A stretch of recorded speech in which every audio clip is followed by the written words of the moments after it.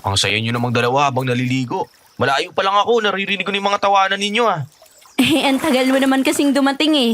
Naiinitan na kami ni Anita kaya nauna na kaming naligo. Tara, halika na. Ano ba yung dala mo sa basket, Aldo? Parang ang bango-bango ng amoy ah. Eh di pagkain nating tatlo, nagluto muna ako para may makain tayo. Eh alam ko namang hindi kayo papaawat sa paliligo eh. Meron dito ang pritong manok at saka isda. May gulay din akong dinala. Uy, wow! Ang sarap niyan, Aldo ah.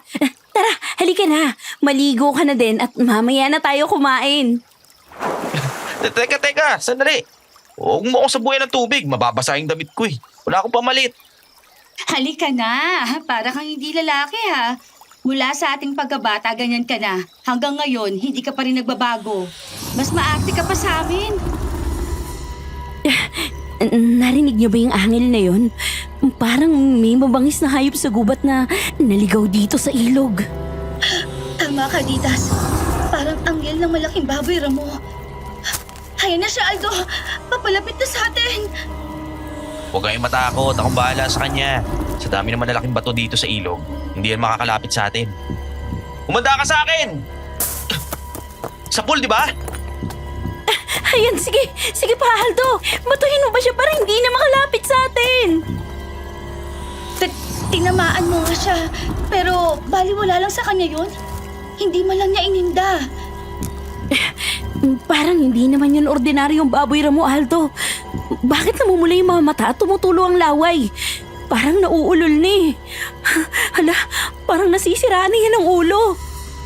Ano ko ba naman, Ditas? Isa lang yung malaking baboy ramo. Kaya nga mabangis talaga yun eh. Tara na, tumakbo na tayo! Pambihira ka, Aldo. Ang duwag mo naman. Nauna ka pang tumakbo sa amin ah. Hoy! Hintay mo nga kami! Tama si Aldo. Tumakbo na tayo. Ayoko makagat ng baboy, Ramo, no? Ay, teka yung pagkain. La, sayang naman yun, no? Uy, teka, sandali, kukunin ko muna. Ditas, sumilag ka!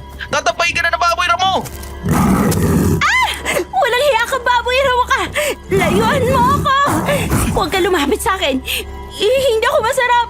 Tulungan mo ako, Aldo. Sandali! Hanap lang ako ng papalo sa kanya! Ang bagal mo talaga, Aldo. Sibat na buho lang ang pamatay sa mga kagaya niyan, ano? Kagaya tong hawak ko. Ay, walang hiya kung babirang mo ka, ah. Layuan mo, kaibigan ko. Papatayin kita.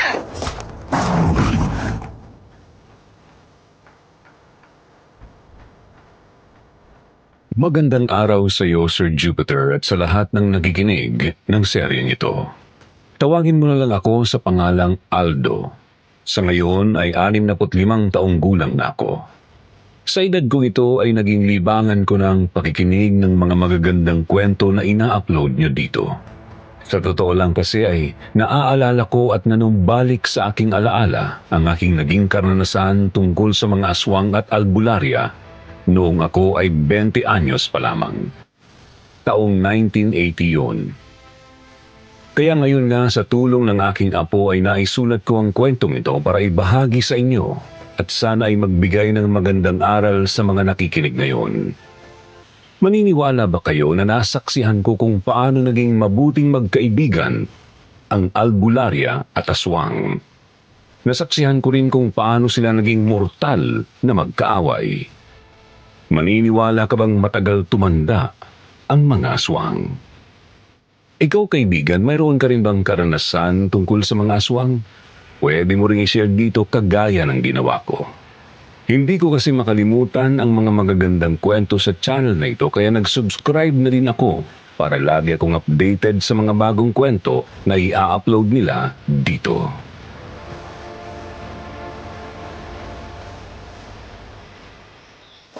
O patay na ba yung baboy ramo? Oo, patay na siya. Wisit ka talaga. Napakaduwag mo. Nauna ka pang tumakbo talaga sa amin. Aray ko naman. Malakas mo namang mambatok. Para ka kasing hindi lalaki. Napakaduwag mo. Dapat lang yan sa'yo. Naku, mabuti na lang at maraming nakakalat na putol na buho dito sa ilog. Nakakuha si Anita at naitarak sa likod ng hayop na yan. Ay naku, kung hindi, baka nakagat na ako. Mabuti na nga lang at yung ibang kumukuha ng mga buho dito sa ilog, Yung mga hindi masyadong mahaba, iniiwan na lang dito. Maraming salamat, Anita. Utang ko sa iyo ang buhay ko. Kaibigan kita, Ditas. Kaya hindi kita pababayaan. Halika na. Iwanan na natin ang mga walang kwentang tao. Oo nga, Anita. Hoy, Aldo! Ikaw na yung kumuha ng basket at kung gusto mo buhatin mo na rin yung baboy ramo para may masarap tayong may ulam. Hoy, hintayin nyo naman ako. Dadaling ko lang tong baboy mo. Sayang din to ha.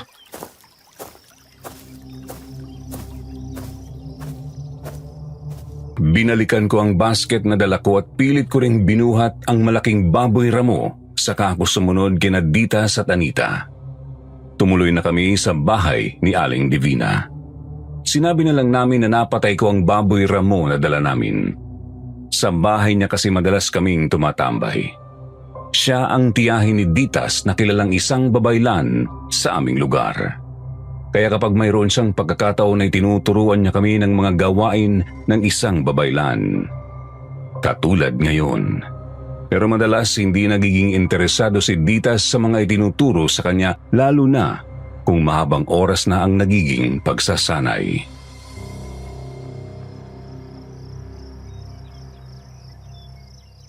Mali ang ginagawa mo, Ditas. Hindi ganyan. Umupo ka ng diretso. Magsagawa ka ng malalim na konsentrasyon. Nakakapagod talaga, Tita Divina. Parang hindi ko kaya. Hindi mo talaga yan magagawa kung madali kang susuko. Subukan mo ulit. Tingnan mo nga ang kaibigan mong sina Anita at Aldo. Patuloy ang ginagawa nilang pagsasanay. Pasensya ka na, Tita Divina, pero ayoko naman po kasing maging isang babaylan o albularyang kagaya ninyo. Ditas, para sa iyong kapakanan ang ginagawa ko.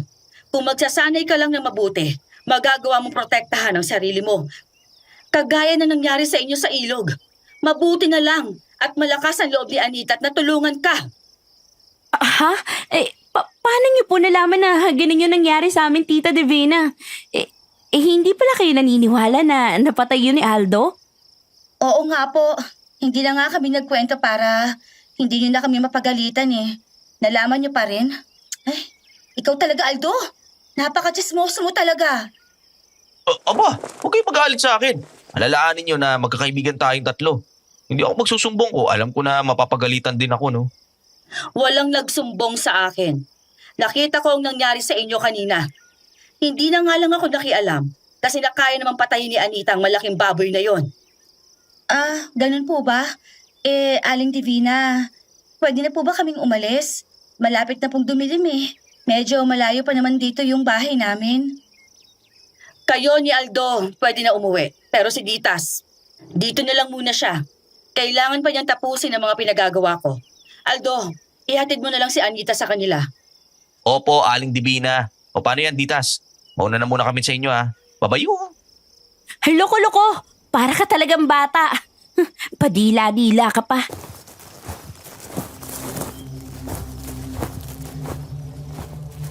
Wala ngang nagawa si Ditas kung hindi ang maiwanan doon. Inihatid ko naman si Anita sa kanilang bahay. Nang pagkakataong iyon ay naabutan namin na maraming bisita sina Anita. Kaya medyo nahiya pa kaming pumasok sa loob ng bahay pero nang makita na kami ng kanyang ina at sinenyasan kaming pumasok, naupo na din kami ni Anita sa upuang naroon.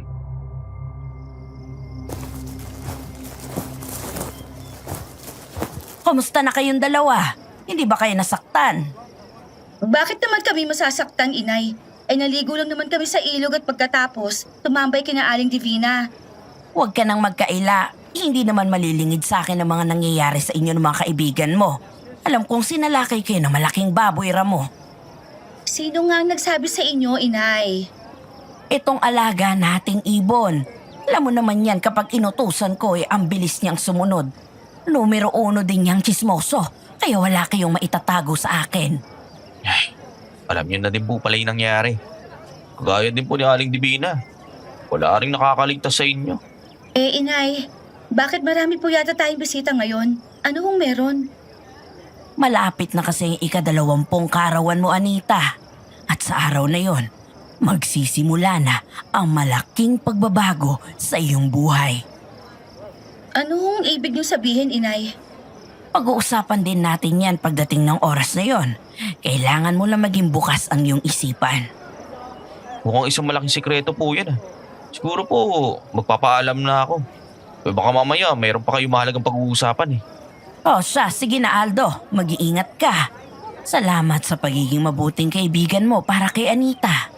Oo naman po, sina Anita at Ditas, matalik kong kaibigan. Halos magkakasabay nga kaming lumaki at nagkaroon ng isip. Parang magkakapatid na talaga kami. Sana, kahit anong mangyari sa mga darating na araw walang magbabago sa inyong pagsasamahan. Oo naman po, sige po, alis na ako. Siya nga pala Anita, yung lakad natin ha. Sige, kita tayo bukas. Mag-iingat ka pa uwi. O siya, dalhin mo ang flashlight na ito at ang itak Aldo. Madilim na, delikado ang panahon. Naku, Aling Divina, sanay naman po akong maglakad sa dilim eh. Kabisado ko na po yung lugar na to. Huwag nang matigas ang ulo mo Aldo. Dalhin mo na lang ito. Huwag mong kakalimutan ang nangyari sa inyo sa ilog. Isang kakaibang bagay yon. Matagal na ako dito sa atin pero wala pang baboy Ramon na naligaw rito. Oo nga po, Aling Marina. Noon lang din po ako nakakita ng ganun eh. Kaya nga dalhin mo na ang flashlight. Oo nga naman, Aldo. Kaya sundin mo na si Inay. Para ano man na mangyari, meron kang magagamit laban sa kanila. Sige po, dadaling ko na. Salamat po.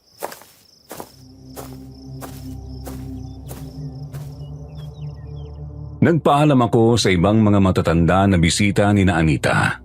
Lumabas ako ng bahay ni na Anita at naglakad pa uwi sa aming bahay. Habang naglalakad ako ay napatingala ako kasi ang liwanag ng buwan. Bilog na bilog pero kulay pula siya.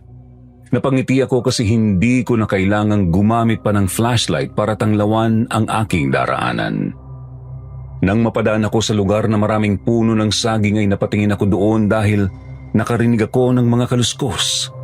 Ang mga tuyong dahon ng saging na nakalaylay na ay nagkilusan sa ihip ng hangin.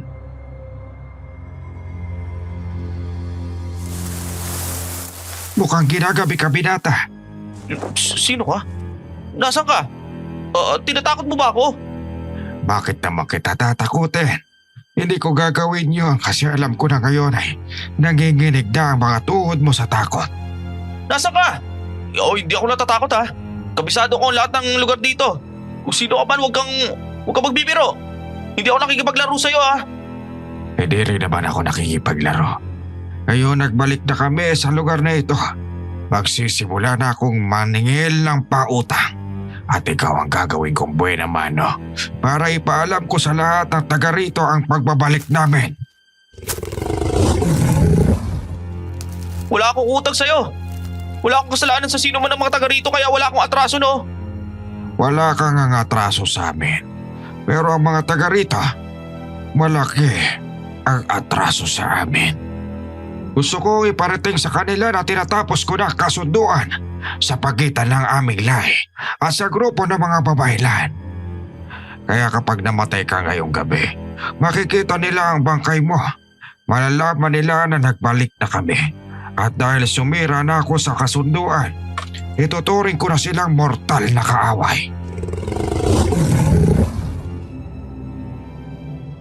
Takot na takot ako habang pinapakinggan ko ang boses ng lalaking yun, lalo na nga at hindi ko siya makita kahit saan ako tumingin. Wala akong nagawa kung hindi gamitin ang hawak na flashlight at tinanglawan ng paligid. Wala naman akong nakita sa paligid kaya nagmamadali akong tumakbo palayo sa lugar na yun. Naramdaman ko na mayroon ding mga yabag na humahabol sa akin kaya lalo kong binilisan ng pagtakbo.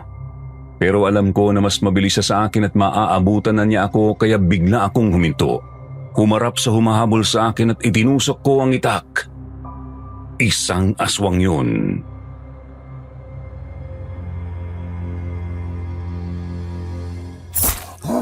Totoo nga. May aswang pala dito. At nasaksak ko.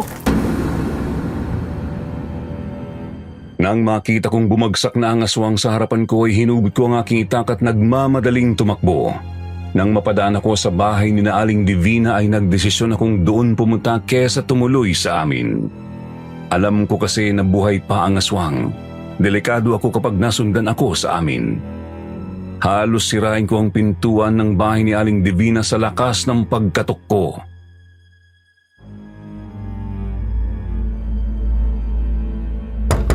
Aling Divina, buksan niyo po yung pintuan! Tulungan niyo po ako! Buksan niyo po yung pinto! Aldo! Oh, bakit gabi na'y pumarito ka pa? Bakit parang takot na takot ka? Meron bang nangyaring masama? Pwede po bang sa loob na lang tayo mag-usap? Delikado po kasi dito eh. Baka buhay pa yung aswang na umahabol sa akin. Ano na namang drama yan, Aldo? At bakit mayroon ka pang dalang itak? Sige, pumasok ka na muna, Aldo. Dito na tayo sa loob mag-uusap. Salamat po, Aling Divina. Titas, pahingi naman ng tubig. Ditas, kumuha ka ng tubig. Sige po. Hoy, ikaw, Aldo. Iyakin mo lang na hindi ka gumagawa ng drama, ha? Ngayon, sabihin mo sa akin kung ano ang problema mo. May aswang po na umahabol sa akin, Aling Divina. Muntik na niya ako mapatay. Mabuti na nga lang nakatakbo ako tapos nung hinabol niya ako, bigla akong humarap sa kanya. Nasaksak ko siya. Sigurado ka bang aswang ang sumalakay sa iyo, Aldo? Opo, Aling Divina. Sinabi niya pa na sumisira na raw ang lahi nila sa pakikipagkasunduan sa mga babaylan. Simula ngayon, ituturing na raw nilang kaaway ang mga babaylan. Ganon ba? Kung ganon, mula sa gabing ito ay magiging magulo ng muli ang ating lugar. Pero anong dahilan ng kanilang pagsira sa kasunduan? Hindi ko nga po alam eh. Kasi nang masaksak ko siya, tumakbo na ako ng palayo. May dugo pa nga po itong itak ko. Ay, maraming taon nang nakararaan na magkaroon ng kasunduan ang lahi ng mga aswang at lahi ng babaylan at albularyo sa lugar na ito na hindi naman hanakit ng tao ang mga aswang. Bagkus ay mag-aalaga na lang sila ng mga hayop na kakainin nila para hindi na sila makaperwisyo. Pero tinuldukan na po ng aswang yung kasunduan na yon. Kung napatay niya ako, sigurado ako'y magiging buhay na mano para malaman nyo na sumisira na nga sila sa kasunduan. Aalis muna ako, Ditas. Makikipagkita ako sa mga babaylan at albularyo. Kailangan malaman nila to. Aldo, dito ka muna. Samahan mo si Ditas. Sige, Tita Divina. Mag-ingat po kayo. Sa aking pagbabalik, sasailalim ka na sa mabigat na pagsasanay, Ditas. Kailangan mo itong gawin sa ayaw at sa gusto mo. Kailangang ihanda kita sa darating pang mga gabi na mas magiging magulo at delikado. Sige po, Tita Divina.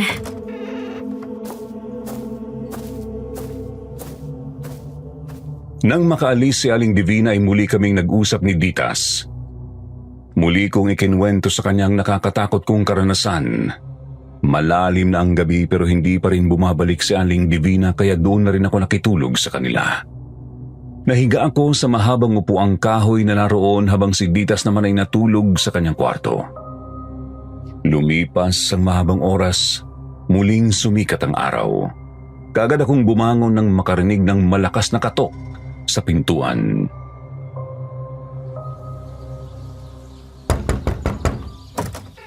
Ikaw pala, Anita. Tuloy ka. Oh, bakit nandito ka, Aldo? Teka, dito ka ba natulog? Oo, dito siya natulog. Halika, pumasok ko muna para magkape tayo. Aba, parang meron akong naaamoy na kakaiba. Dito ka natulog? Magkatabi ba kayo ni Ditas? Naku, hindi ah. Ikaw talaga, Anita. Grabe ka mag-isip. Porque dito ako natulog, magkatabi na kaagad yung iniisip mo. Oo nga naman, Anita. Diyan siya natulog sa mahabang upuan na yan. At ako naman ay dun sa kwarto ko. Umalis kasi si Tita Divina kagabi at hindi pa rin bumabalik. Kaya sinamahan ako ni Aldo. Tanghali na kayong bumangon kaya wala kayong kaalam-alam sa mga nangyayari sa paligid. Bakit? Ano ba nangyari? Natagpo ang patay si Mang Lorenzo, yung albularyo sa bukana ng baryo. Kaya yung mga tao nagpupuntahan doon. Ano ikinamatay niya, Anita? Hindi ko alam. Narinig ko lang ang usapan ng mga taong nakakasalubong ko habang pupunta ako rito. Pinatay daw ng aswang. Kung ganun, totoo yung sinasabi ng aswang na nakausap ko kagabi. Dumating na sila dito sa baryo natin. Hindi lang siya nag-iisa. Kung hindi pa ako nakatakas kagabi, tsak na dalawa na kami ni Mang Lorenzo na pinagkakaguluhan ng mga tao ngayon. Kung ganun, maswerte ka pa rin talaga, Aldo. Pumunta kaya tayo ron. Alam nyo, isang mahusay na albularyo si Mang Lorenzo. Pero napatay siya ng aswang. Ibig sabihin mas malakas siya sa aswang na nasaksak ni Aldo kagabi.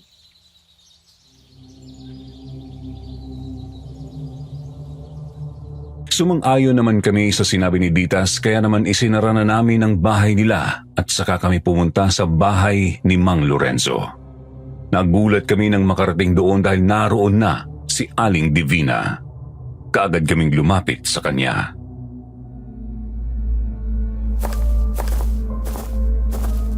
Tita Divina, totoo po bang patay na si Mang Lorenzo? Oo, Ditas. Patay na siya. Pagkatapos ng pagpupulong namin ay naghiwa-hiwalay na kami. Inihatid ko ang elders. Pauwi na sana ako nang malaman ko ang nangyari sa kanya. Kung ganun po, naniniwala kayo sa akin sa mga sinabi ko kagabi? Oo. Sinimula na nila ang gulo. Sila na ang sumira ng kasunduan kaya mula sa mga oras na to, magkalaban ng muli ang mga babaylan at mga aswang. Pero magiging magulo na ba dito sa ating lugar, ha, Aling Divina? Oo, Anita. Kaya mula ngayon, huwag ka na munang pupunta sa aming bahay, ha? Umuwi ka na sa inyo at sabihin mo sa inay mo. Mag-iingat siya. Pero hindi pa naman po ako uuwi, Aling Divina. May lakad pa nga kami ni Naditas eh. Huwag na muna kayo magkita ni Naditas. Kailangan ko siyang sanayin bilang isang babaylan. Pero ayaw naman po ni Ditas na maging albularya. Huwag ka nang kumontra, Aldo.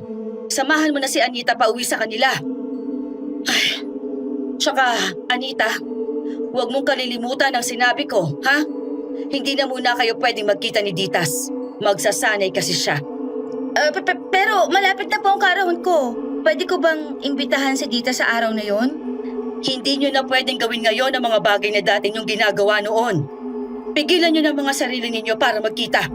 Para rin sa inyong sinasabi kong ito. Bakit naman ganun, Tita Divina?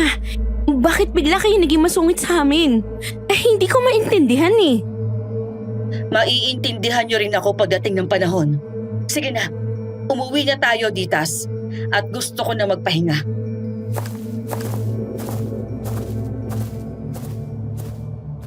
Wala nang nagawa si Ditas nang hatakin siya ni Aling Divina palayo sa amin. Naisipan na lang namin ni Anita na silipin ang bangkay ni Mang Lorenzo na inaasikaso na ng mga kaanak niyon.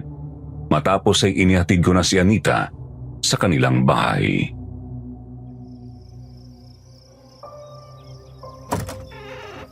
Saan ba kayo nang galing na dalawa?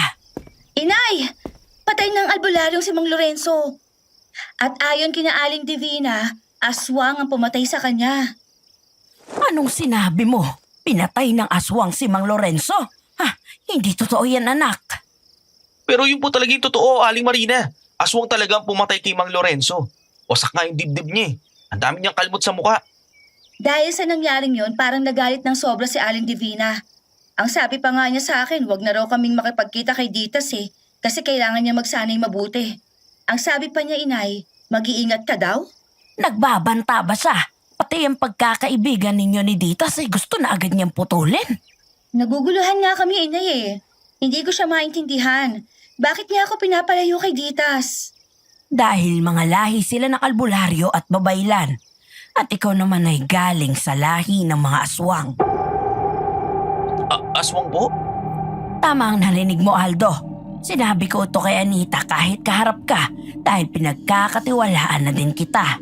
Itinuring na din kitang anak mula nung mga bata pa kayo. Kaya sana, ano man ang naririnig mo ngayon ay ilihim mo na lang.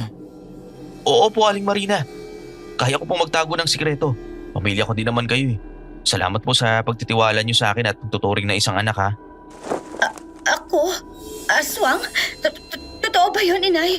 Paano ako naging aswang? Dahil aswang kami ng itay mo.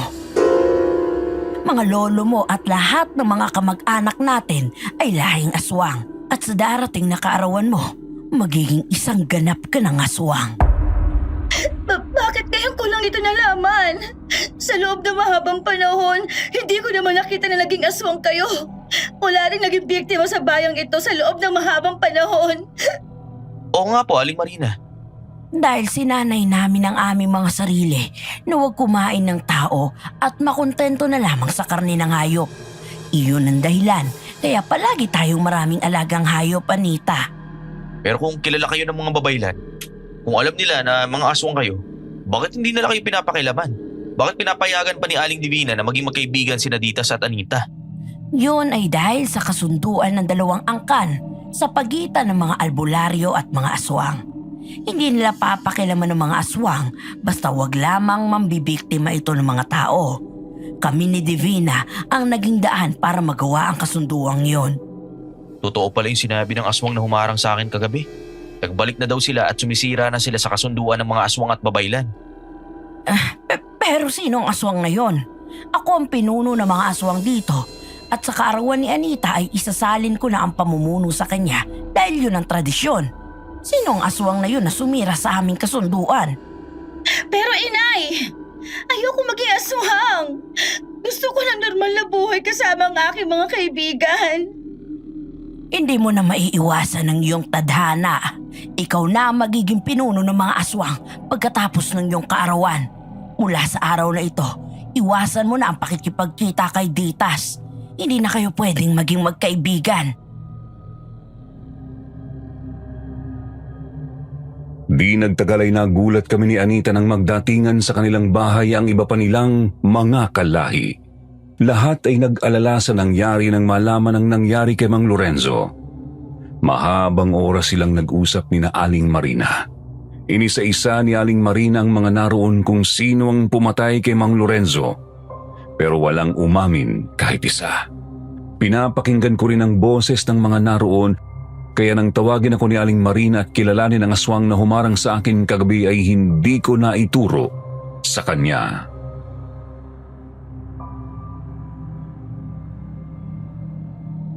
Sigurado ka ba, Aldo, na wala sa mga narito ang humarang sa iyo kagabi? Sa totoo lang po, Aling Marina, hindi ko nakilala ang aswang na yun kasi puro balahibo yung mukha niya eh. Tapos ang boses niya nakakatakot din. Pero ang boses na yun walang katulad sa mga nandito. Mag-iingat kayong lahat. Sinira na ng aswang na yon ang kasunduan sa mga babaylan at albularyo. Bilang pinuno ninyo, gagawin ko ang lahat ng aking makakaya para maayos pa ito. Tama kayo, inay. Baka maaayos pa to. Nasa iisang lugar lang tayo. Mahirap naman kung magkakagulo ulit dito. Sayang ang mahabang panahon na nagkaroon ng katahimikan sa magkabilang panig. Tama po si Anita. Tutulong po ako. Kakausapin ko rin si Divina para magkaharap kayo at malinawan kayo lahat dito. Sige, Aldo, kumilos ka na.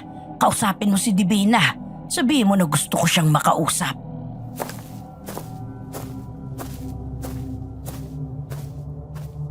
Sumang-ayon naman ako kaya nang makaalis ako sa bahay ni na Aling Marina ay nagpunta ako sa bahay ni na Ditas at kinausap ko sila tungkol sa gustong mangyari ni Aling Marina.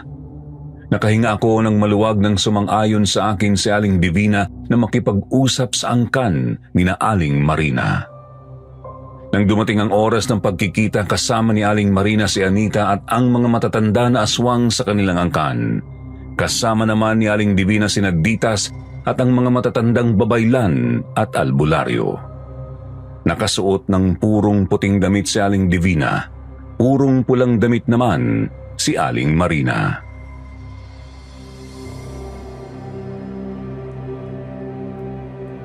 Salamat naman at pinagbigyan mo ang kahilingan ko na muli tayong magkausap, Divina. Pagkatapos ng maraming taon, Marina, nagkita tayo muli. Pareho tayo na nahimik. Namuhay ng masaya para sa ating mga mahal sa buhay dahil sa kasunduan ng ating mga angkan. Pero isa sa iyong mga tauhan ang sumira ng kasunduan na yon. Ang pagpatay kay Mang Lorenzo ng aswang na yun ay hindi ko iniutos. Gusto ko pa rin ng tahimik na buhay. Humihingi ako ng kapatawaran sa ginawa ng aswang na yun kahit hindi ko pa siya nakikilala. Ang utang ay dapat bayaran, Marina. Isang albularyo ang namatay kaya dapat bayaran din ang buhay ng aswang na gumawa nun. Naiintindihan ko. Buhay sa buhay ang kabayaran.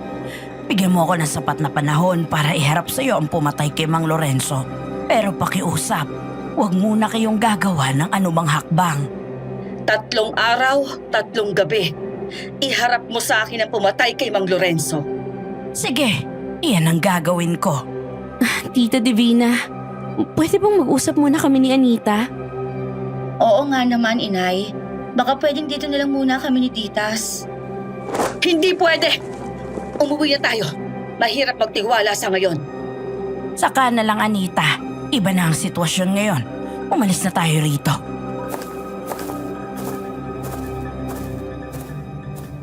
Nang maghiwalay ang dalawang grupo, hindi ko alam kung saan ako susunod dahil pareho silang naging mabuti sa akin. Sina Aling Divina at Aling Marina ay kapwa ko din itinuring na pangalawang ina. Pero hindi ko may kakaila na ako ay anak din ng isang albularyo. Ganoon pa man ay nagdesisyon akong magiging pantay ang pagtingin ko kina Ditas at Anita. Nang makauwi ako sa amin ay iniutos ng aking ama na pumunta ako sa bahay ni Aling Divina para magsanay.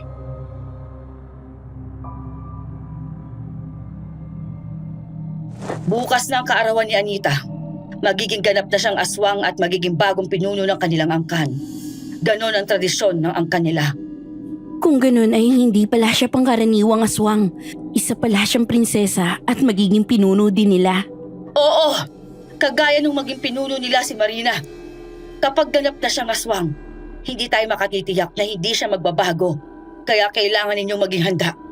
Nauunawaan ko na, Tia Divina. Kaya ngayon, pilit kong aalalahanin ang mga tinuro niyo sa akin mula pa nung bata pa ako para maging isang magaling na albularya o maging ganap na babailan pagdating ng araw. Sige po, pipilitin ko maging magaling na albularyo. Hindi lang para sa sarili ko, kundi para na rin sa mga kaibigan ko. Tama ka, Aldo. Gawin natin ang lahat para magtagumpay tayo. Sana lang ay magawa ni Marina ang kanyang pangako. Opo, Aling Divina. Magagawa ko po yan.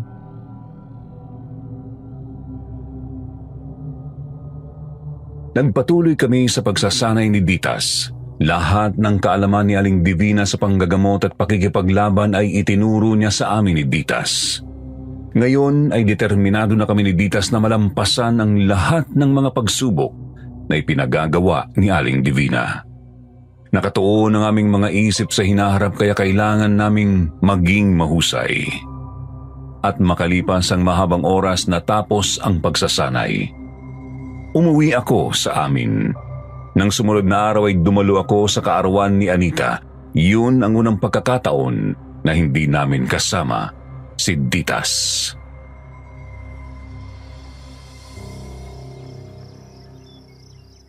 Ngayong ganap ng aswang ang aking anak na si Anita. Mula sa oras ding ito ay siya na ang magiging bago nating pinuno. Ikaw ang pinuno nila, Anita? Oo, kaya huwag kang pasaway. Lalapain kita. Para mo naman ako lalapain. Wala ka namang pangil ah. Meron na, Aldo. Tingnan mo. Isipin ko lang na humaba ang pahangil ko. Lumalabas na siya kaagad. Oo nga. Asmo ka na nga. Huwag mo kakalimutan na magkaibigan tayo ah. Tama ka ulit dyan, Aldo. Pero wag mo rin kakalimutan na anak ka rin ng isang albularyo, di ba? Bilang bagong pinuno ng mga aswang, kailangan kong maging matalino. Hindi ba kaya ka nandito para mag-espiya? Espiya? Teka, naluloko ka na ba? Ano ba pinagsasabi mo dyan? Kahit ano pang mangyari, magkaibigan pa rin tayo nila Ditas, no? Namutla ka naman agad. Takot ka pala eh. Anita, ayaw kong maging magkaaway tayo. Kahit magkabilang panig kayo ni Ditas, wala akong kinakampihan sa inyo, no? Kasi pares ko kayong mahal. Mahal mo kami? Oo, pareho ko kayong mahal bilang mga kaibigan ko. Bilang mga kapatid. Marami na tayong pinagsamahan mula nung pagkabata, kaya huwag natin kakalimutan yun. Tama ka dyan. Masyado naman kayong seryoso. Kumain na tayo at naghihintay na mga bisita mo.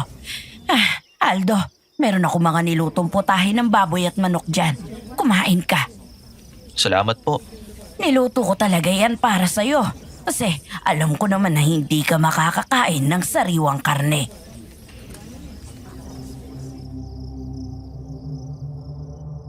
Napangiti na lang ako. Naging masaya naman kami ng gabing yun pero nang sumikat ang araw, nag-ulul sa galit ang buong angkan ni Anita.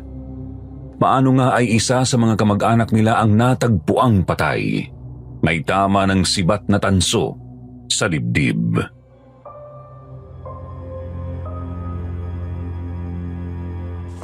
Ang mga babaylan, hindi naniwala sa akin na magagawa kong iharap sa kanila ang may kasalanan. Hindi sila tumupad sa kanilang pangako at sa halip ay pinatay pa nila ang pinsan kong si Isko.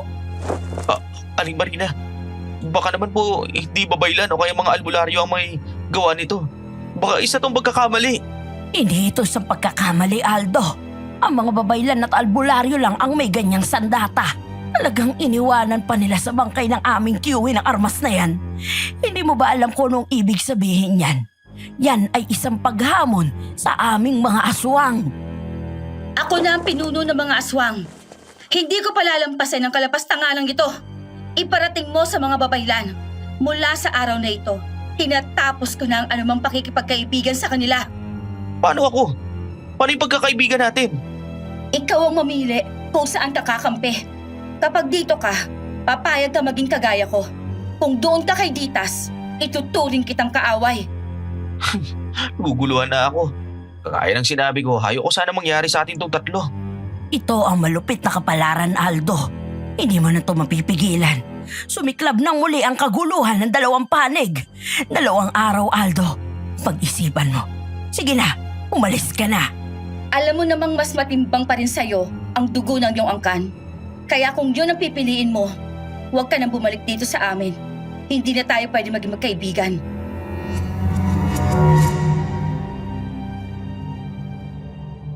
Nakita ko ang masamang tingin sa akin ng mga aswang na naroon.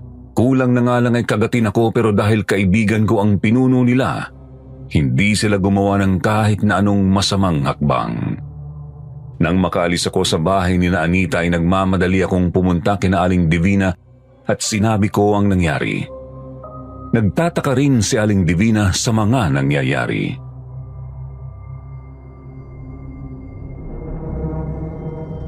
Tia Divina, hindi ba 3 araw at 3 gabi ang usapan?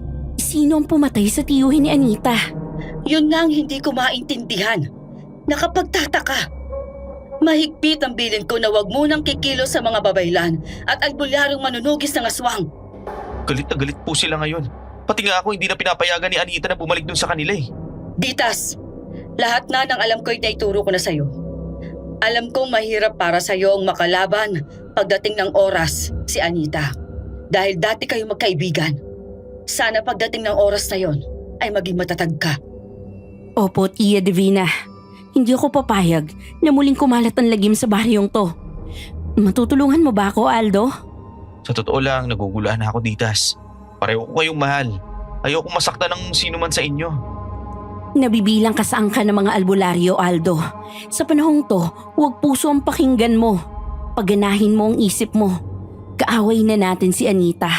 Iyon ay kung sa amin ka papanig. Kung papanig ka naman sa kanya, magiging aswang ka. Ituturing kitang kaaway, kaya magdesisyon ka. Tama si Ditas, Aldo. Sana gawin mo ang tama.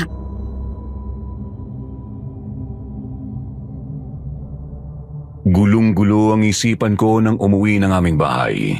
Hindi pa ako nagtatagal na nakakapasok sa aming bahay ay nagulat ako nang sabihin ng aking ama na maghanda ako kasi may 3 lalaking umaaligid sa aming bahay. Ayon sa aking ama ay iba ang aura ng mga taong yun. Mga aswang sila kaya ibinigay niya sa akin ang benditadong itak, sa kanya naman ang sibat na buho at buntot pagi. Nang makalapit sa pintuan ng bahay namin ang isang lalaki ay puwersahang binuksan yun.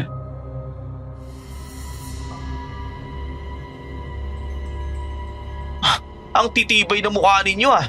Araw-araw gusto nyo mambiktima. Eto, lamunin nyo asin.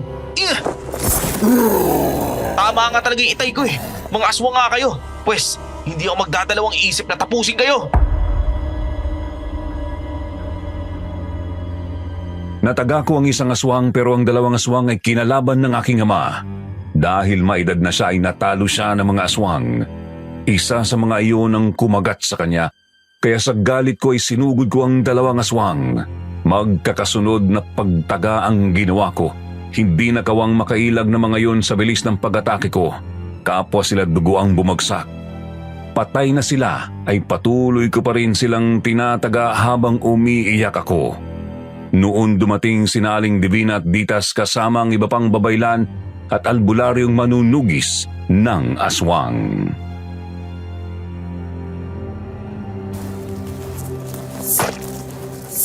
Aldo, tama na. Napatay mo na ang mga aswang. Bulang desisyon ko, Ditas. Pinatay ng mga aswang na yun ang aking ama. Kaya sinusumpa ko. Isa ako sa mga pinakamalupit na makakalaban ng mga aswang. Humanda sila sa pagiganti ko. Mga kasama, papayag ba kayo na mayroon pang tulad ni Mang Delfin na papatayin ng aswang? Hindi ba dapat ay kumilos na tayo ngayon? Ubusin na natin silang lahat. Tama ka dyan. Walang puwang sa lugar na ito ang mga aswang na yon. Dapat lang mawala na ang mga salot na kagaya nila. Amos na yun. Parang pamilyar sa akin yung boses na yun ha. Aldo, may binubulong ka ba? Ang lalaking yun. Sandali lang. Taga rito ka ba? Taga kabilang baryo ako. Napadaan lang ako kasi nakita kong nagkakagulo. Kagaya nyo rin ako galit ako sa mga aswang. Pinatay din nila ang mga magulang ko kaya dapat lang nila tugisin ang mga yan. Ako nga pala si Simon. Nakita na ba tayo, Mang Simon? Ngayon pa lang. Bakit? Kilala mo ba ako? Hindi po. Baka ang kaboses niyo lang yung aswang na sumalakay sa akin nung nakaraang linggo ng gabi. May aswang ba na may baong asin kagaya nitong hawak ko?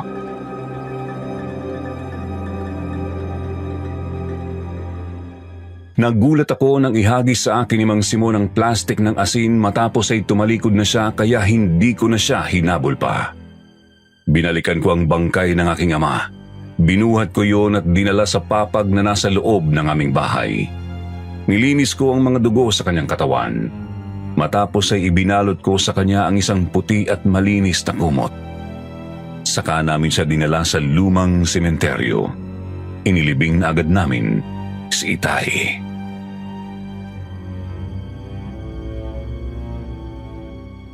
Aldo, igaganti natin ang itay mo. Handa kang tumulong sa laban para mapagbayad ang mga aswang o kaya maitaboy sila palayo sa lugar na to. Tama ka, Ditas. Hindi ako magpapatawad ng sino man sa kanila. Ang gusto ko ngayon, tapusin silang lahat. Aling Divina, habang tirik pa ang araw, sasalakayin na natin ang mga aswang. Alam na natin yung bahay nila. Tama si Aldo, Tia Divina. Tama nga kayo. Mga kasama, samantalahin na natin ang pagkakataon. Huwag na tayong pumayag na isa pa sa ating mga kasamahan ang mapatay ng mga aswang. Magsipaghanda na kayong lahat. Sasalakay tayo. Huwag kayong magpapakita ng awa sa mga aswang na yun. Patayin natin silang lahat. Tayo na! Nagkaisa nga ang lahat ng mga babaylan, albularya at albularyong manunugis ng mga aswang na salakayin na ang lugar ni Anita. Pero nang makarating kami doon, nakita namin na sarado na ang mga bahay. Wala na rin kaming nakita kahit isa sa kanila. Kahit sina Anita at Aling Marina ay hindi na namin nakita roon. Umalis na yung buong angkan nila dito. Saan na kaya sila nagpunta? Alam kasi ng mga aswang na sasalakayin natin sila at gaganti tayo kaya umalis na sila. Pansamantala lang silang umalis. Pero alam kong hindi pa ito tapos, mga kasama. Tsak na maghihintay lang sila ng gabi para sumalakay. Igaganti nila mga kasama nilang napatay ni Aldo. Tama si Aling Divina. Kaya kailangan natin maging maingat. Hindi tumatanggap ng pagkatalo ang mga aswang. Tayo na mga kasama. Hanapin pa natin sa paligid kung nasaan na sila. Pero kahit anong gawin namin ay wala na kaming nakita kahit isang aswang sa lugar na yon. Kaya ipinasya na namin na umuwi. Pero nang kumagat ang dilim, nagulat kami nang dumating sa aming lugar si Mang Simon at ang 3 pang lalaki. Mayroon silang bihag na aswang at yun ay ang isa sa mga kamag-anak ni Anita. Duguan na ang aswang at halos hindi na yun makalakad. Pinutulan na rin iyon ng dila ni Mang Simon.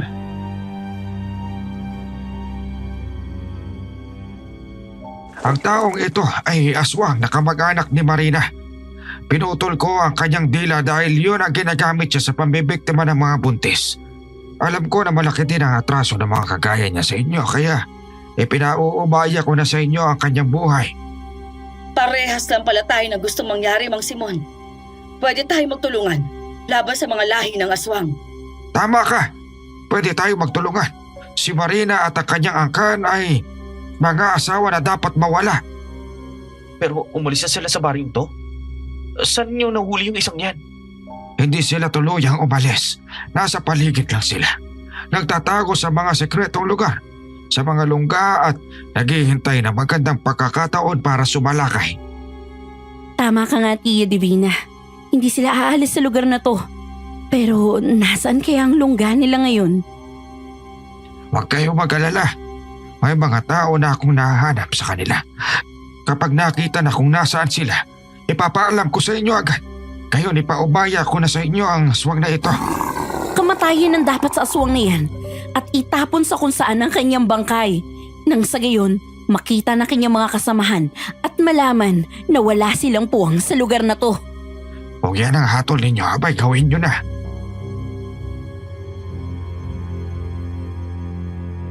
Kinuha ni Ditas ang itak at lumapit sa nakaluhod na aswang. Bago pa niya mataga iyon ay bumagsak na iyon at nalagutan ng hininga dahil sa malalalim na sugat niyon, kaya natigilan na lang si Ditas habang pinagmamasdan ang aswang.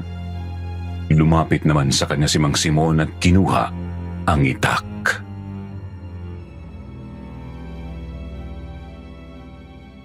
Patay na to. Hindi na niya nakayanan ng maraming sugat sa kanyang katawan. May mga aswang na mayroong dalawang buhay. Kapag tumigil ang tibok na kanilang puso, may pagkakataong bumalik yun para sa ikalawang buhay. Kaya kailangan matiyak na hindi na sila mabubuhay pa. Ang itak dapat itarak sa kanilang puso at hindi na iaalisin pa. Tama lang ang ginawa mong pagsaksak sa dibdib ng aswang, Mang Simon. Para hindi na siya magkaroon ng pagkakataong mabuhay. Ialis nyo na dito ang bangkay ng aswang, Aldo. Sige po, Aling Divina. Aalis na rin kami. Kapag may balita na kung nasaan ang lungga ng mga aswa, magpapasabi ako sa inyo, ha? Sige, Mang Simon. Mag-iingat ho kayo. Kayo din mag-ingat kayo dahil mas tuso kaysa sa inyo ang mga aswang na yon.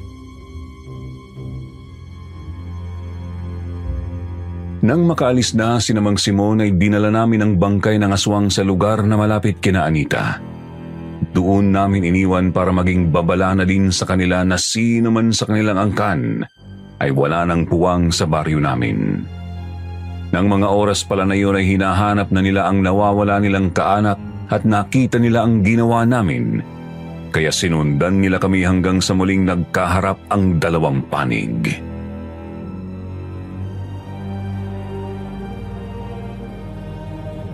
Bilang pinuno ng mga aswang, ay nagdesisyon na akong lumayo kami sa lugar na ito para hindi na dumanak ang dugo. Pero anong ginawa ninyo? Isa na naman sa aming mga kamag-anak ang pinatay ninyo. Lumayo nga kayo. Pero paulit-ulit naman kayong bumabalik at sumasalakay. Hindi ba kamag-anak ninyo ang pumatay sa ama ni Aldo? Tama si Ditas. Kayo ang dahilan kaya muli nagkakaroon ng kaguluhan dito. Kayo sumisira ng kasunduan eh.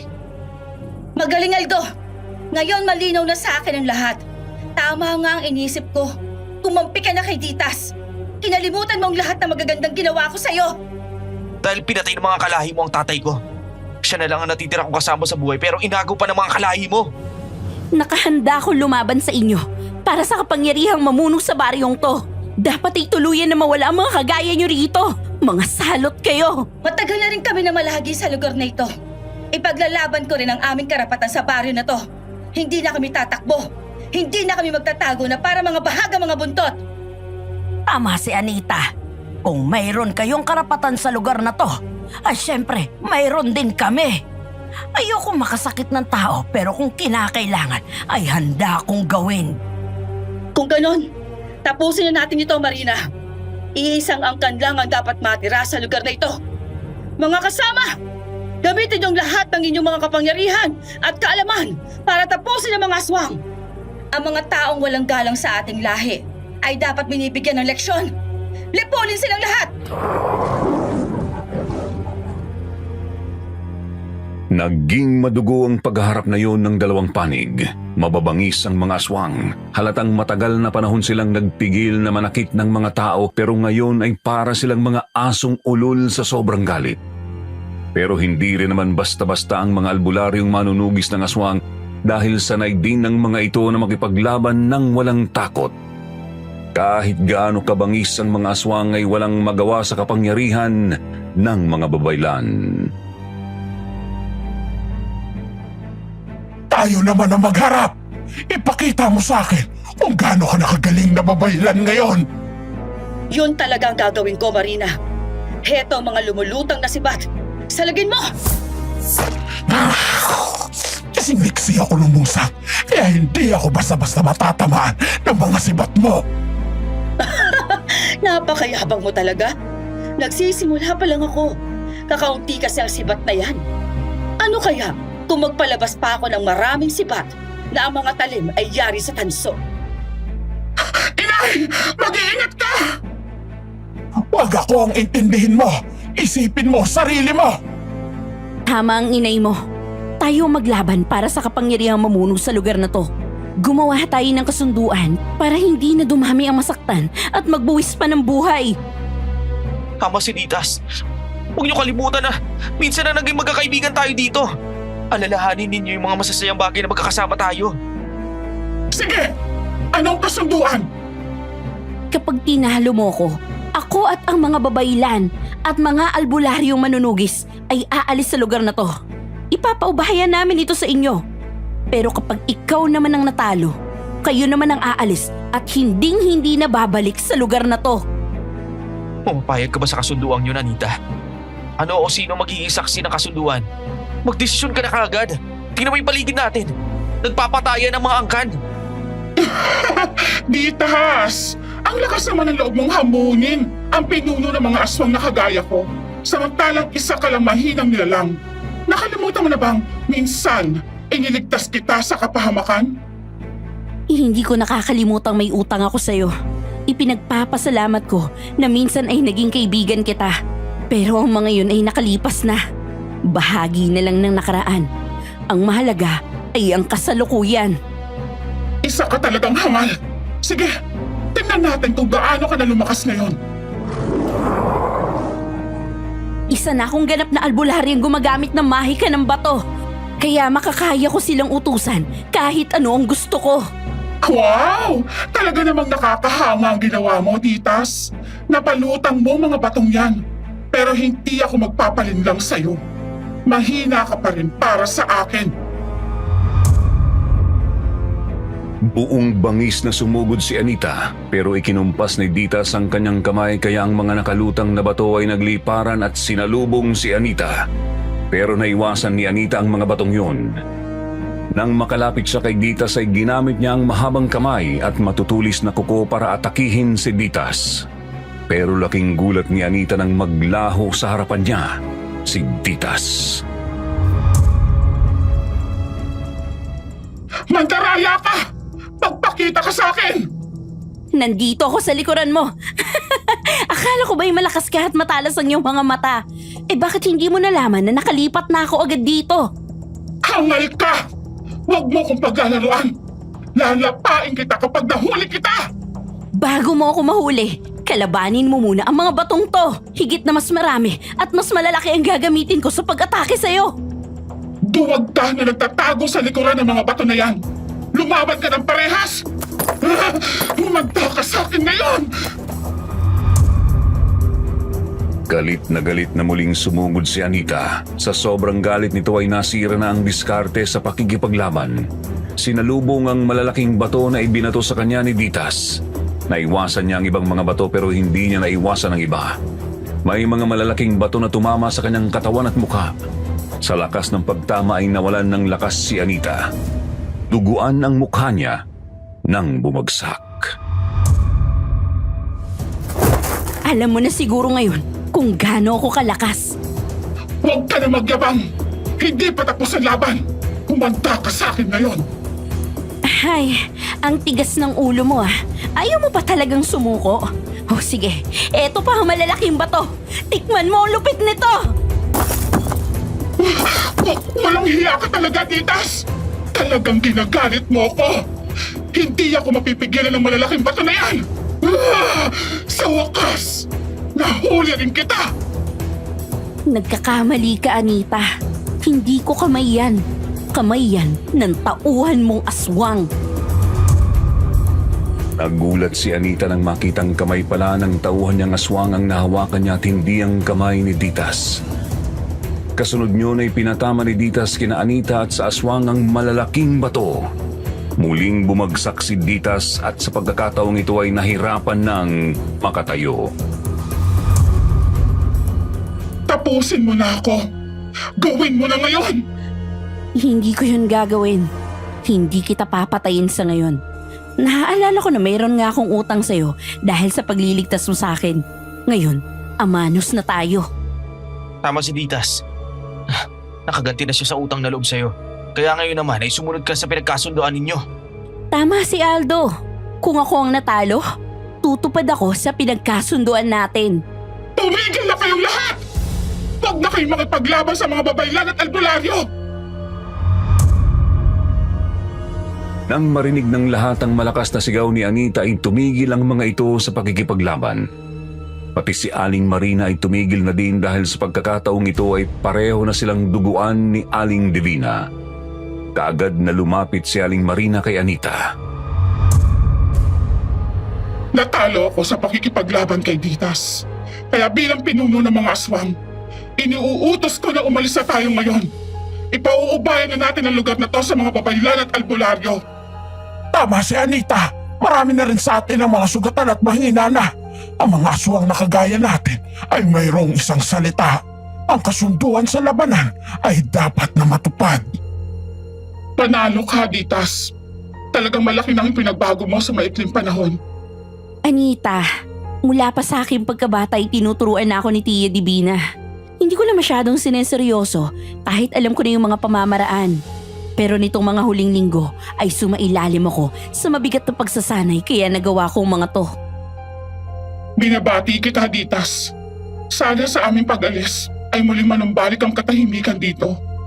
Matatahimik lang kami kung hindi na rin mambibiktima ang sino man sa inyo. Sana sa inyong pag-alis, sumunod sa iyo ang mga tauhan mo. Marami nang nasaktan at nagbuwis ng buhay sa magkabilang panig. Anita, tuldukan na natin to. Huwag kang mag-alala, Ditas. Tutupad kami sa kasunduan. Ang nangyaring ito ay nangyari din sa amin ni Divina maraming taon nang nakararaan. Natalo ko sa aming labanan, kaya nagkaroon ng kasunduan sa pagitan ng dalawang angkan. Tama si Marina. Noong mga panahon namin ay nag-aagawan din kami sa kapangyarihan, mamuno sa lugar na ito. Pero hindi ko sila pinaalis sa halipay. Nanatili sila dito sa kasunduang hindi mananakit ng mga tao. Ayoko nang maulit ang pagkakamaling yun, Tia Divina. Ayoko na silang manatili ngayon sa lugar na to. Tama si Ditas. Kaya magpapakalayo-layo na kami rito. Pupunta kami sa bundok at doon na magsisimula ng bagong buhay. Tayo na mga kasama. Umalis na tayo dito.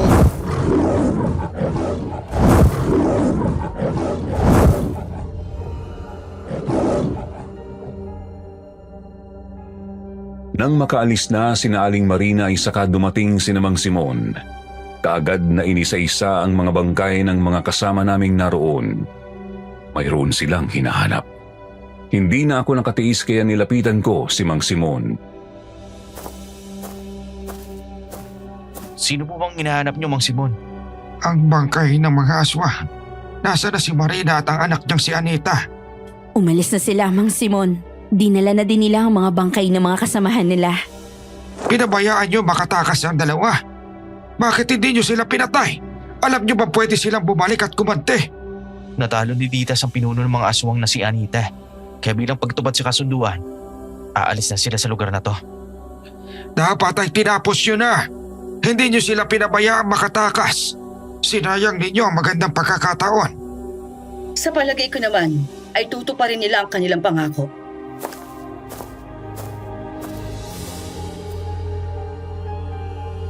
Inis na umalis si Mang Simon at ang tatlo pang lalaki na kasama nito.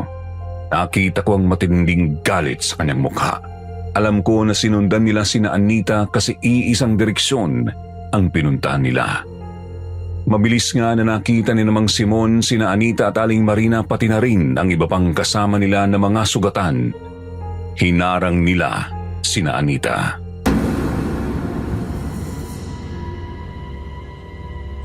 Kumusta ka na, Marina? Simon? Bakit ka nagbalik? Nagbalik ako para gumanti sa inyo. Kaya binubulabog ko kayo. Sinira ko ang kasunduan nyo sa mga babaylan para kayo-kayo ang maglaban at magpatayan. Kapag naubos na kayo lahat, ako na ang maghahari sa lugar na ito. Kung ganon, ikaw ang pumatay sa albularyo si Mang Lorenzo para galitin ang mga babaylan at para kami ang pagbintangan? Oo, tama ka, Marina. Ako rin ang pumatay sa mga kamag-anak mo para naman magalit kayo sa mga babaylan at mga albularyo. At kita mo naman, nagawa ko yon. Nagalit kayo sa isa't isa at kayo ang naglalaban-laban. Kaya ngayon, mga sugatan na kayong lahat. Magagawa ko na ng madali ang mga plano ko. Napakasama mo. Ikaw pala ang punot-dulo ng kaguluhang ito. Alam mo bang dahil sa ginawa mo, maraming buhay ang nasayang? Maraming nasaktan at nabingit sa kamatayan? Kasalanan niya ng iyong ina. Alam mo bang siya ang may kasalanan kaya itinakwil ako ng ating lahi at namuhay ng malayo dito? Pinapatay niya pa ang aking asawa at anak. Dahil hindi kayo sumunod sa akin. Sinabi kong huwag kayong mananakit ng tao, pero sinuway niyo ako. Naging hayok kayo sa laman, kaya nangyari yun.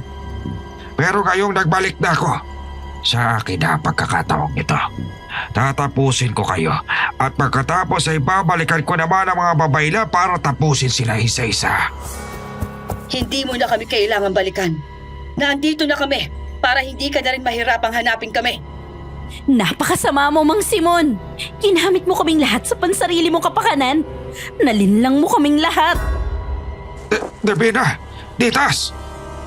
Tama pala yung hinala ko nung una. Yung boses mo, natatandaan ko. Pero napaniwala mo ako dahil may hawak kang asin. Wala kasing silbi ang asin kung hindi naman maisasaboy sa isang aswang. Makakayang hawakan ng sino mang aswang ang asin basta nakalagay sa plastic. Wala na pala akong dapat ipaliwanag. Ngayon, tapusin na natin itong lahat.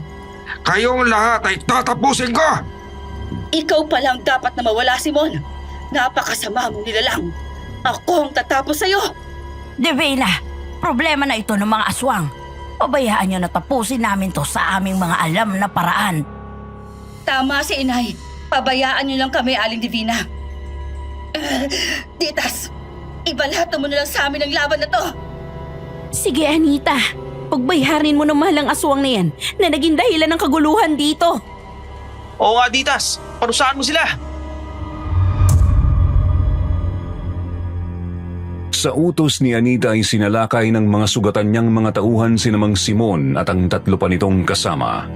Pero dahil mahina na ang mga iyon ay unti-unting natalo ni Mang Simon, kaya naman sumugod na rin sina Anita at Aling Marina. Naging mas mabangis ang pag-aaway nila. Nagawa ni Anita na matalo ang mga tauhan ni Mang Simon. Nang makita niya na sugatan na ang kanyang ina na si Aling Marina ay kaagad niya itong nilapitan. Inay, malalim ang mga tinamumusugat. Tapusin mo na ang hangal na yan, Anita. Sugatan na rin siya, kaya makakaya mo na siyang harapin. Sa wakas, ay naiganti ko na rin ang aking mahal sa buhay. Matatahimik na ang kaluluwa nila. Sinaktan mo ang inay ko. Hindi kita mapapatawad. Ihahatid kita sa impyerno. Sama-sama tayo pupunta roon, Anita. Hindi ako papayag na hindi ka kasama. Tia Divina, hindi ba tayo makikialam? Hindi ba natin tutulungan si Anita? Kagaya ng kahilingan nila, pabayaan nating tapusin nila ang kanilang problema. Pero si Aling Marina, parang hindi na yata siya humihinga. Teka po, hindi ko kaya panoorin to. Malaki din naman ang atraso sa atin ng Mang Simon eh. Tapusin na natin ang hangal na yan. Tama si Aldo. Marami ang napahamak sa kagagawan niya. Hindi kami papayag na pati ang aming kaibigan ay mapapahamak pa. Wala nang nagawa si Aling Divina nang sumugod na kami ni Ditas para tulungan si Anita. Kinalaban din namin si Mang Simon. Natuwa ako nang makita kong nilapitan na ni Aling Divina si Marina at nalaman na may buhay pa iyon. Pero nahihirapan nang huminga. Dahil mas malakas na kami ngayon ay nagawa naming tatlo na matalo at mapatay si Mang Simon. Matapos ay nilapitan ni Anita ang kanyang ina.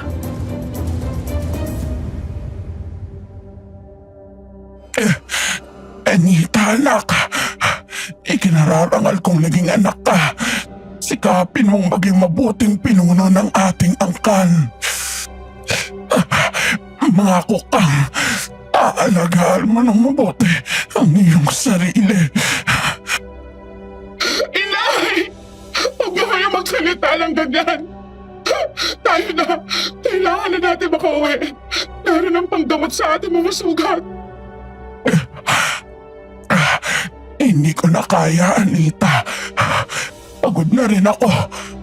Aldo, Ditas, sana ibalik pa rin ninyo ang dati niyong pagkakaibigan. Opo, Aling Marina. Hindi ko po papabayaan si Anita.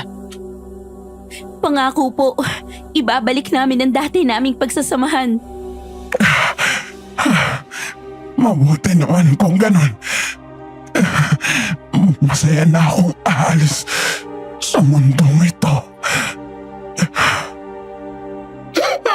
Huwag, Inay!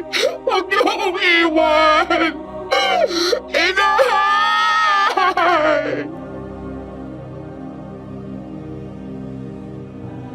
Nang ipikit na ni Aling Marina ang mga mata, tuluyang malagutan ng hininga. Tumayo na si Aling Divina at tumalikod sa amin. Nakita ko ang kanyang pagluha ng lihim. Masakit din sa kanyang naging kamatayan ni Aling Marina. Matapos ang pangyayaring yun ay muling naglaban sa ikalawang pagkakataon sina Anita at Ditas. Pero hindi na ito tungkol sa kapangyarihan kung hindi ang tungkol sa puso ko. Dahil pareho ko naman silang mahal ay ipinaubaya ko na sa kanila ang pagpapasya.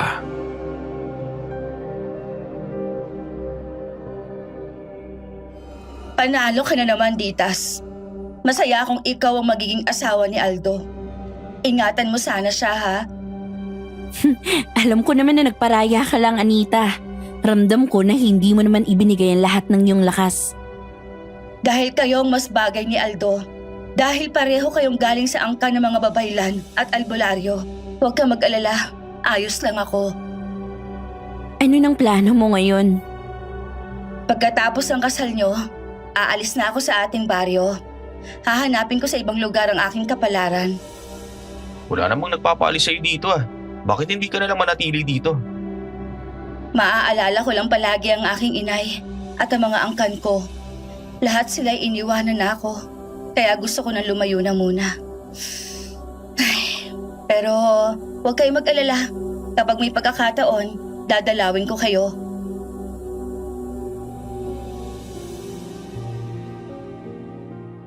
Matapos nga ang aming kasal ni Ditas ay umalis na sa aming baryo si Anita. Wala na kaming nabalitaan tungkol sa kanya. Maraming taon ang lumipas bago namin muling nakita si Anita. Pero sa maniwala po kayo o hindi, parang hindi siya tumanda. Hindi nagbago ang kanyang mukha at katawan. Nanatili siyang maganda sa loob ng maraming taon. Pero hindi na kami nagtanong ni Ditas. Sa isip namin ay nasabi na lang namin na ang mga aswang pala ay mabagal ang pagtanda.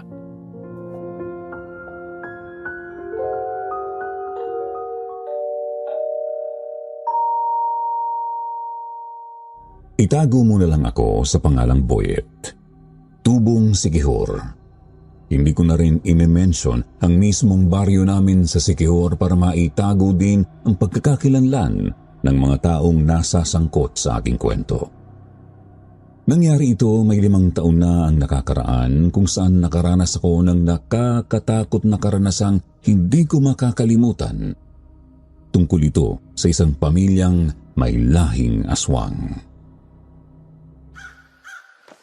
6:00 pa lang ng umaga ay nakabihis na ako dahil may lakad kami ngayon ni Bogs. ang aking kaibigan at kababata. Matapos kong isuot ang aking sapatos ay kinuha ko sa cabinet ang aking baril. Isang nuringko, kalibre 45 na kulay itim. Inilagay ko na rin ang magasin yon na loaded na ng bala. Inilagay ko yon sa holster at isinukbit sa aking bewang. Tapos ay lumabas na ako ng aming bahay. Pinuntahan ko ang nakaparada kong motor at sinakyan ko yon. Pinuntahan ko si Boggs. Pards, ready na ako.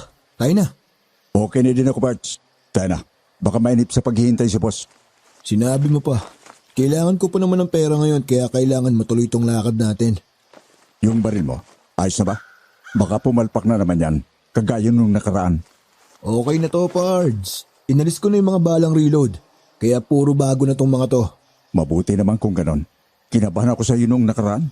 Ilang beses mong kinalabit ang gatilyo ng baril mo. Hindi pumutok. Di nagtagal ay umangkas na sa aking motor si Boggs.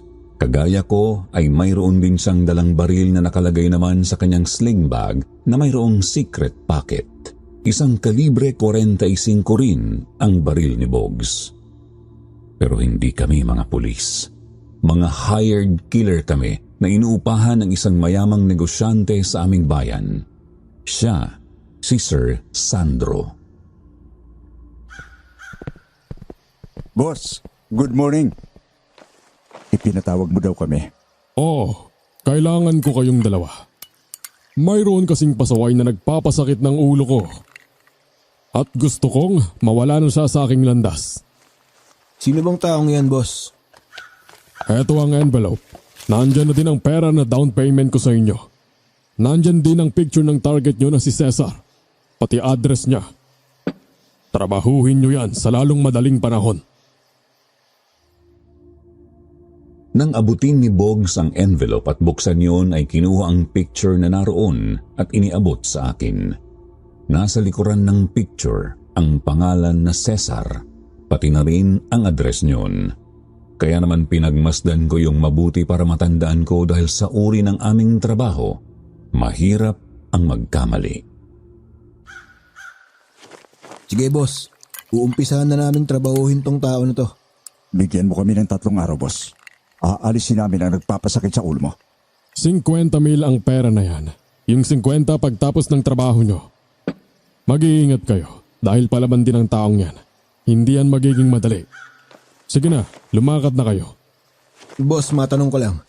Ano bang atraso sa'yo ng taong to? Ay, sinisira niya ang popularidad ko sa mga kliyente ko. Alam niyo naman na mining ang negosyo ko. Nakikipagtransaksyon ako sa mga taong may hawak ng mga mapa kung saan positibong may nakabaon na ginto. Kagaya ng mga Koreano at Hapones. Sinusulot niya, binibigyan niya ng mas magandang opsyon.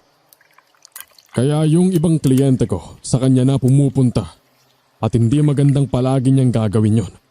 Sige, boss. Kami nang bahala sa taong ito. Matapos nyon ay lumabas na kami ng malaking bahay ni Boss Sandro. Nagtuloy kami ni Boggs sa lugar kung saan nakalagay ang address ng aming target. Nagtuloy muna kami sa isang karinderya na nakita namin para kumain. Pumuesto kami sa medyo sulok ng karinderya at dahil maaga pa, kakaunti lang ang customer doon. Gaya ng dati, Parts. Ating kapatid. Eto ang para sa'yo.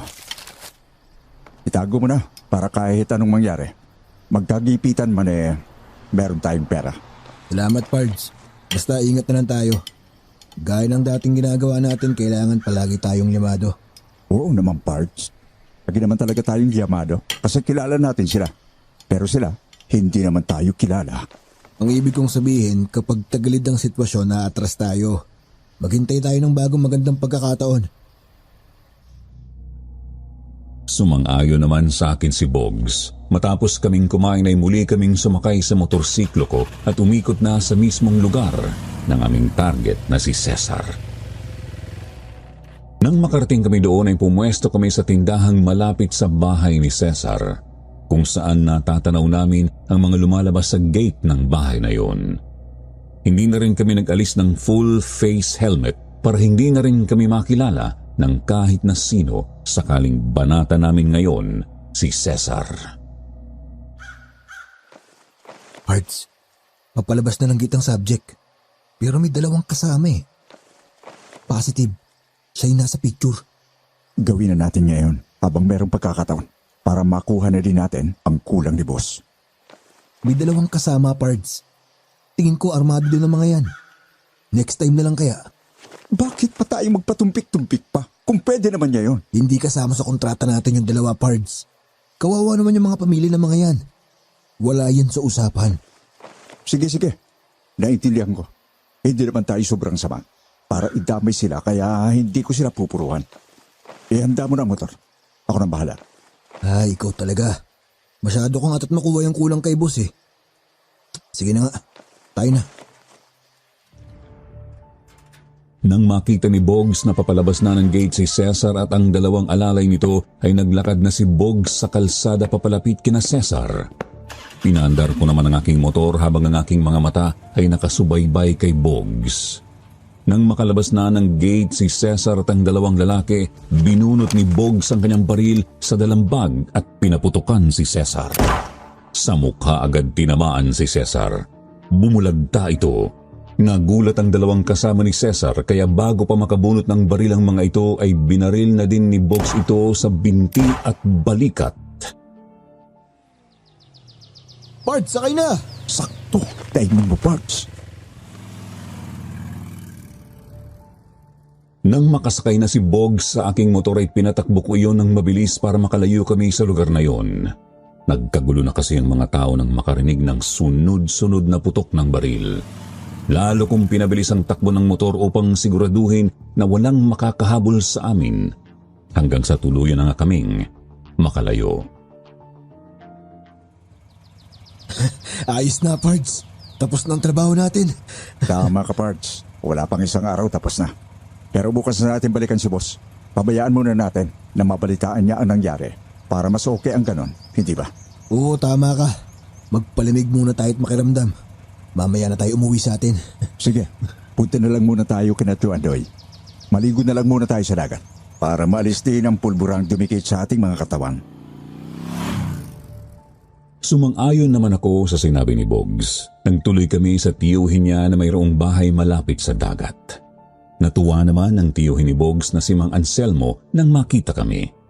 Eksakto daw ang pagdalaw namin dahil kakadaong lang ng kanilang bangka at maraming huli na sariwang isda. Kaya kaagad na nagpaihaw ng malalaking tulingan at pusit. Aba, kung meron na tayong pulutan, di lambanog na lang ang kulang, tiyo. Meron din ako lambanog dyan. Alam mo naman kami mga mandaragat. Palaging merong stock na ganyan. Malamig kasi sa dagat kapag bumapalaot ng gabi. Kaya kailangan pampainit. Ayos pala kung ganun, Pards. Maganda tong pampalipas ng oras. Habang naliligo, umiinom pa tayo. Oo, Pards. Eksakto ang bisita natin kay Tio Anselmo. Hanggang kailan ba kayo rito? Hanggang ngayon lang maghapon, tiyo. Baka mamayang gabi ay umuwi na din kami. Ganun ba? Baka naman pwede na bukas kayo umuwi. Tulungan niyo muna kami magronda. Magronda po ba kanyo? Bakit kailangan nyo magronda? Meron kasing salot na sumasalsi dito sa aming lugar kapag gabi. Hindi namin alam kung mabangis na hayop ba o aswang. May mga gabi na natatakot lumabas at pumalaot ang mga mangingisda. Kasi nga, may natatagpo ang patay na hayop. Para bang nilapan ang kung anong nilalang. Baka naman mabagis na hayop sa gubat, Tio Anselmo. Hindi ko alam. Pero ang lugar namin ay walang kagubatan. Yagat ang paligid ng lugar na ito. Kaya malabong hayop sa gubat. Sa paniwala ko talaga ay aswang ang may kagagawan yon. Dahil sa sinabing yun ni Tio Anselmo ay nagkatinginan na lamang kami ni Bogs. Pareho ang nasa isipan namin. Tapos ay sabay tinanong namin ang isa't isa ng meron pa bang aswang sa panahong ito? Tapos ay nagkatawanan kaming dalawa at naging interesado na makakita ng ganoong nilalang. Kaya naman nangako kami kay Mang Anselmo na hindi na muna kami aalis at tutulong sa pagroronda. Pards, kung totoo man ang aswang, ang tanong na lang tatablan kaya siya ng bala natin? Yan ang hindi ko masasagot, Pards. Alam mo naman na pareho lang tayo na hindi pa nakakasagupan ng ganyan. Masusubukan pa lang natin yan kapag meron na tayong nakaharap na ganyan. Sabagay, totoo yan, Pards. Sa unang pagkakataon ngayon lang ako titira ng walang bayad. Pero makakatulong naman sa mga taong nandito. Sige, lumito muna tayo hanggang hindi nasusolve ang problema ni Nacho Anselmo. Pero babalikan natin si boss bukas para kunin ang kabuuan ng bayad niya. Oo, sige. Pagkatapos dadaan ako sa amin para ibigay yung pang-tuition ng kapatid ko tsaka yung panggastos ni nanay. Ganoon nga ang nangyari. Mabilis na lumipas ang maghapon. Nakarami kami ng nainom na lambanog ni Bogs, kaya naman saglit kaming nakatulog. Gabi nang kami ay magising, nakatimpla na ng kape ang asawa ni Mang Anselmo at mayroon na ding nakahaing hapunan. Sabay-sabay na kaming kumain ng hapunan at matapos nyon ay sumama na kami kay Mang Anselmo. Nagtungo kami sa tabing dagat kung saan naroon ang iba pang mga mangingisda na may dalang mga itak at baril. Mga kasama, isakripisyo muna natin ang gabing ito. Wala na munang papalaot para mag-isda. Kasi hindi rin tayo mapapanatag kung ang mahal natin sa buhay ang narito na palagi natin iisipin dahil sa salot na gumagala. Narito ang aking pamangkin at kaibigan niya para tumulong sa atin. Magandang gabi po sa lahat. Tama po si Tio. Mahirap maiwanan ang inyong mga mahal sa buhay kapag ganito ang sitwasyon. Kailangan mahuli muna o mapatay ang salot na yon para mapanatag ang lahat. Mabangis na hayop man yon o aswang, kailangan siyang pigilan. Tutulong po kami sa inyo. May mga armas po kami na magagamit para tulungan kayo. Natuwa naman ang mga kalalakihang naroon. Mayroon pang ang nagsabi na salamat daw at may mga pulis na kagaya namin na handang tumulong sa kanila sa ganoong sitwasyon. Nakiayon na lang kami ni Bogs sa sinasabi ng mga taga roon na mga pulis kami para wala nang marami pang tanong kung bakit mayroon kaming mga baril. Kaya naman nagsimula na kaming magronda. Ginalugad ang bawat sulok ng lugar na yon, lalo na ang mga kabahayan na malapit sa dalampasigan. Hanggang sa makarinig kami ng malakas na sigaw ng babae.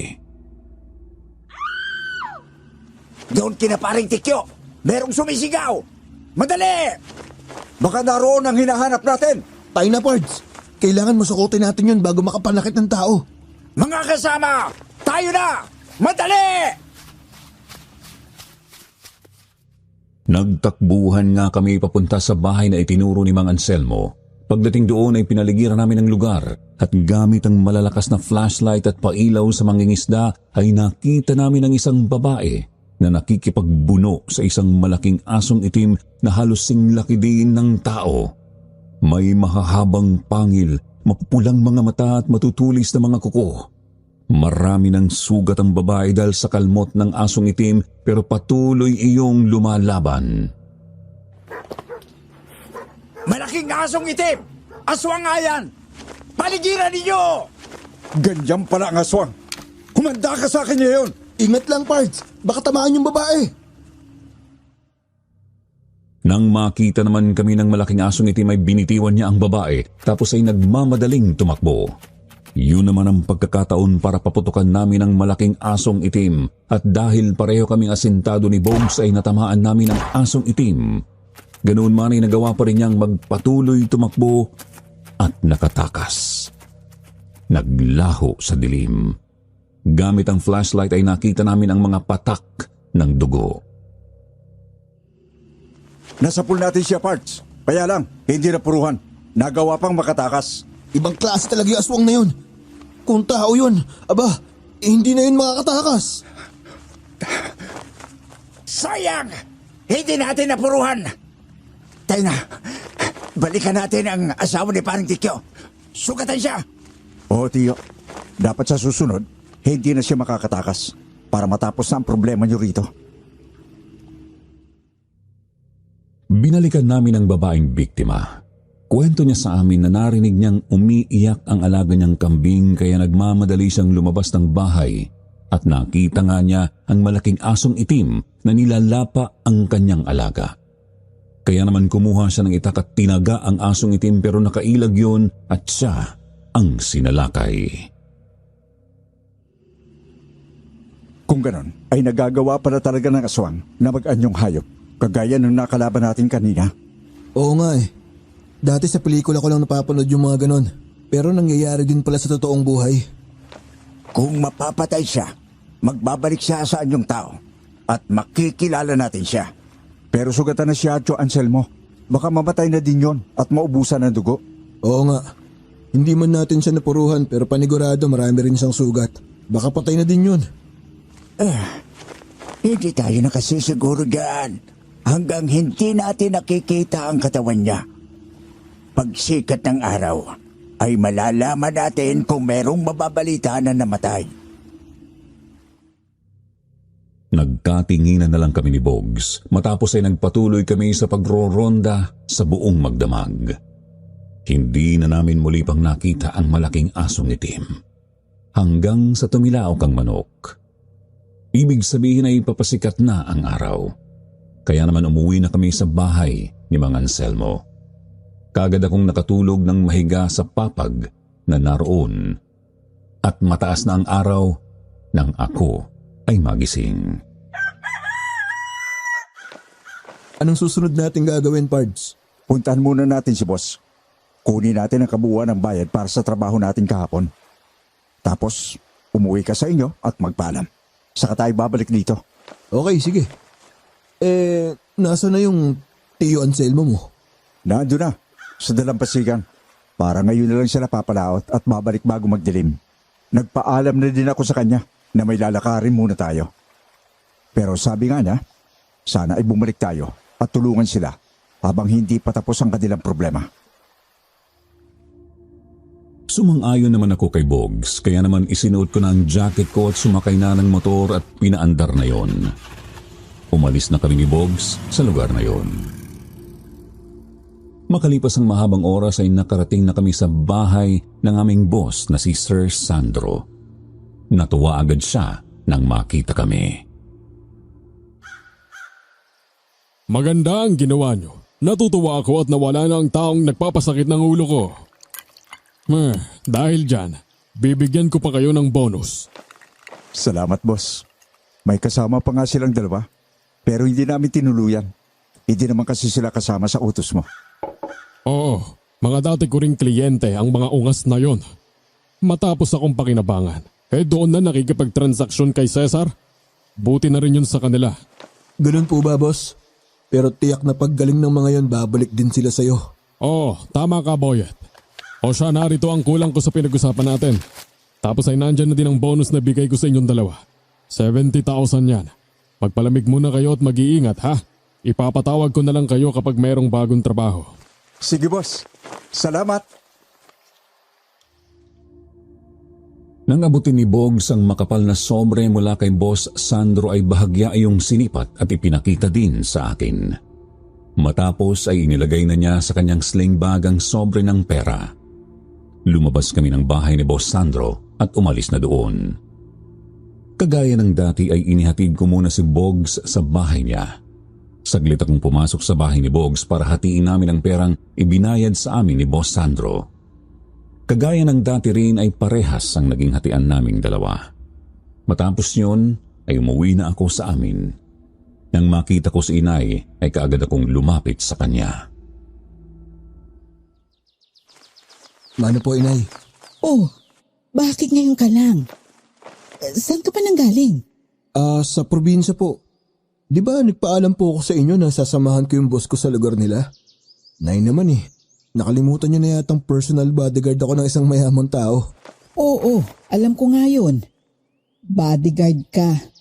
Kaya sa tuwing aalis ka kinakabahan ako. Lalo na nga't kapag kanyang trabaho. Napakahirap. Kapag may gustong gumawa ng masama sa boss mo, ikaw ang uunahing targetin. Ang nanay ko talaga kung ano-ano nang sinasabi. Huwag na po kayong mag-alala. Palagi naman po ako nag-iingat. Siya nga pala, Nay. Nakabali ako kay boss ng pang-tuition sa college ni Eden. Ito po yung pera. Nako, tiyak na matutuwa ang kapatid mo. Teka, napakarami naman ito. Magkano ba ito, Boyet? 50,000 po yan, Nay. Maganda kasi naging kontrata ni boss kaya nagbigay ng bonus. Kaya bumali na rin ako. Sinabi ko na pang-tuition ng kapatid ko. Naku, mabuti naman kung ganun. Napakabait pala ng boss mo. Teka, meron ka pa bang panggastos dyan? Baka wala nang natira sa'yo. Hindi po, meron pa po ako, Nay. Bali yung bonus nga po, yun ang narito sa akin. Yan pong inabot ko sa inyo, yan po yung binali ko sa kanya. Oo nga pala, Nay. Mamayang hapon aalis din po pala ako. May lakad po kasi kami ulit ni Bogs.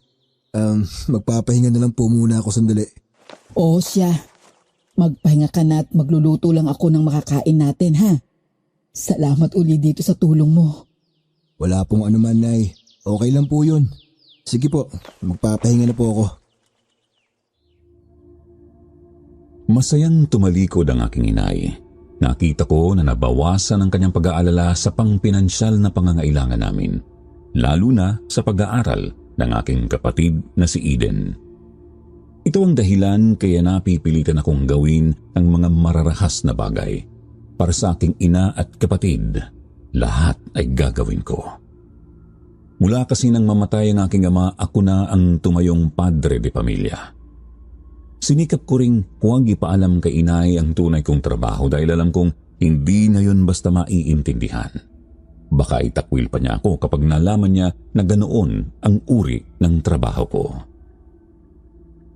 Nakatulog ako agad pagkahiga sa aking higaan na papag. Marahil sa sobrang pagod sa biyahe at puyat din sa pagroronda. 3:00 na ng hapon nang gisingin ako ni inay. Boyet! Uy, gising na! Akala ko ba may lakad pa kayo ni Bogs? Opo, Nay. May lakad nga po pala kami. Naku, salamat po't ginising niyo ako, ha. Naalala ko kasi yung sinabi mong may lakad ka. Kung wala ka sanang lakad, pababayaan ko nang makatulog ka ng maghapon para makabawi ka ng pagod. O siya, bumangon ka na't kumain. Sige po, Nay. Susunod na po ako. Salamat po ulit. Nang lumabas ng aking kwarto si inay ay kinuha ko naman ang tuwalya na nakasampay doon at nagpunta ako sa banyo. Kaagad akong naligo at matapos ay nagbihis na ako.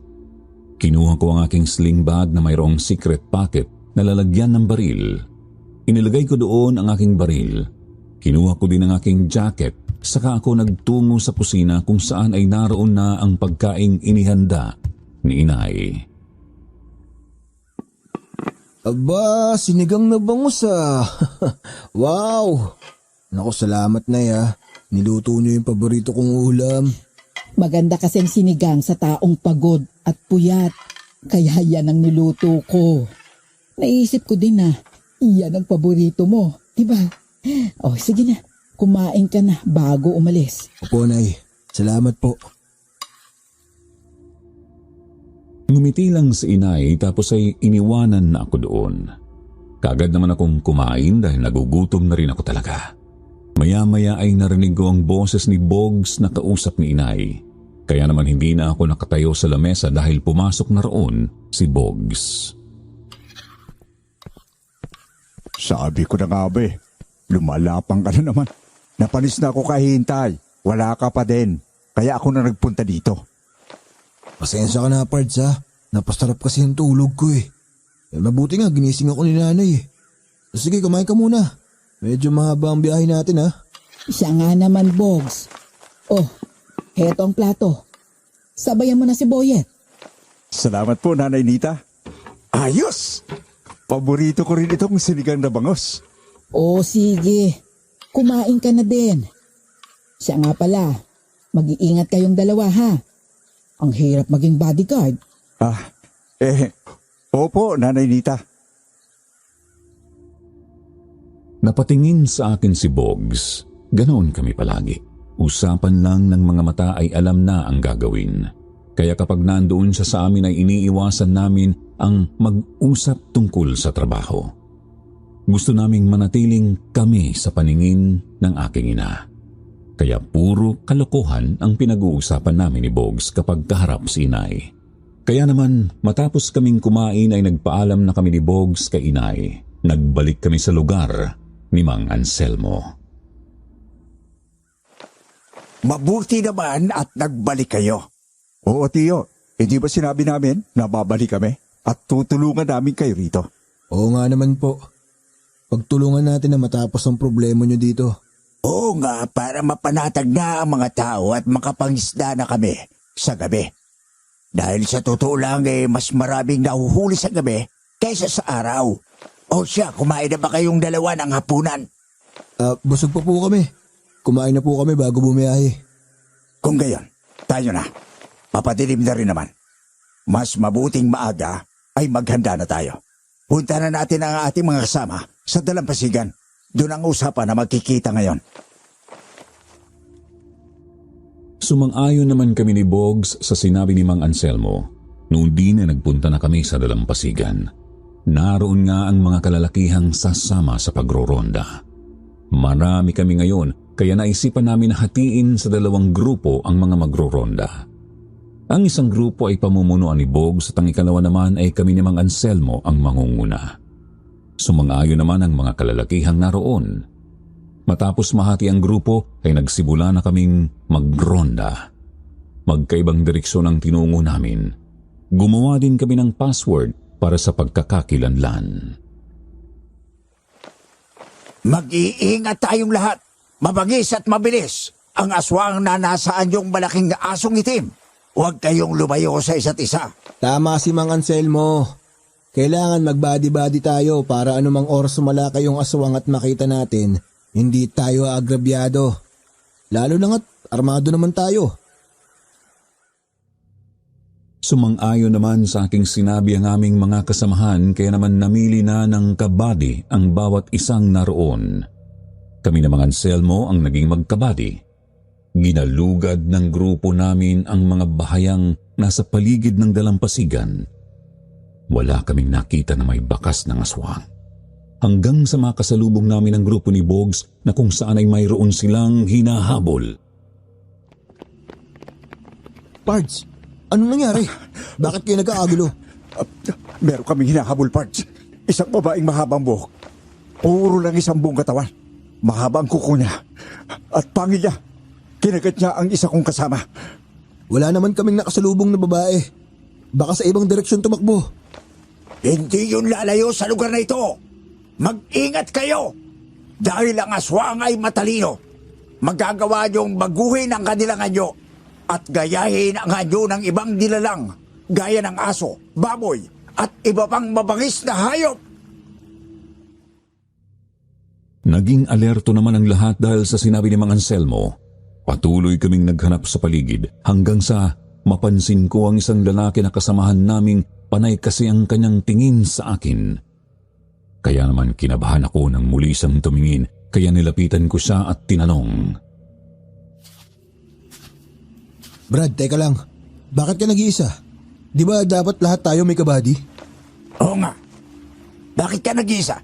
Samantalang lahat tayo kanina ay merong kapartner. Oo nga, ano? Anong kulay ng buwan? Sagutin mo ang tanong ko kung alam mo ang password. Hindi sumagot ang lalaki. Hindi niya alam ang pinag-usapang password ng grupo, kaya naman naalerto kami. Napaatras ang lalaki, kaya naman tinutukan na iyon ni Bogs ng baril. Muli siyang tinanong ni Bogs. Ano ang kulay ng buwan? Sagot! Hindi niya alam! Lumayo kayo sa kanya! Siya ang aswang! Nang maalarma nga ang lalaki sa sinabi ni Mang Anselmo ay kinalmot nito si Bogs. Tumama ang matutulis nitong kuko sa mga braso ni Bogs kaya naman nabitiwan ni Bogs ang kanyang baril. Ang lalaki naman ay lumabas ang tunay na anyo. Ito ang babaeng aswang. Pero bago pa niya madamba si Bogs ay pinaputukan na namin siya. Kaya walang nagawa ang babaeng aswang kung hindi ang tumakbo na lang ng mabilis sa kadiliman hanggang sa matakasan kami. Pambihira! Muntik na ako doon ah! Hindi lang pala hayop ang kayang gayahin ng aswang. Kahit pala tao. Nagdugo yung braso mo, Pards ah. Ayos ka lang ba? Ayos lang ako, Pards. Mababaw lang naman ang naging sugat ko. Swerte siya at nabitawan ko ang baril ko. Kung hindi lang sana, siguradong tapos na ang problema nila dito. Tayo na, sundan na natin siya. Baka hindi pa yung nakakalayo dito. Napansin mo ba, Pards? Ang liksi ng aswang. Parang madali lang niyang napagaling yung naging sugat niya noong nakaraang gabi. Oo nga no. Pero sa palagay mo, iisa lang kaya ang aswang? O iba to kaysa dun sa nakaengkwentro natin noong nakaraang gabi? Tama si Buyet. Kung isa lang ang aswang, malamang ay hindi pa yun magaling.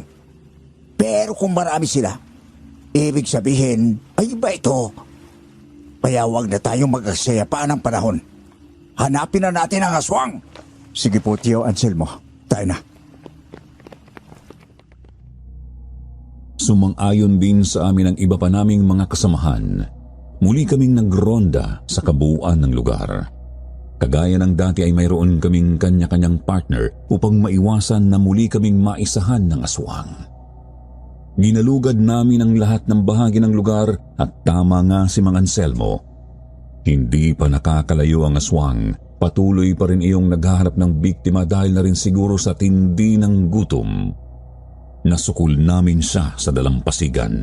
Sa pagkakataong ito ay hindi na siya nakatakas pa.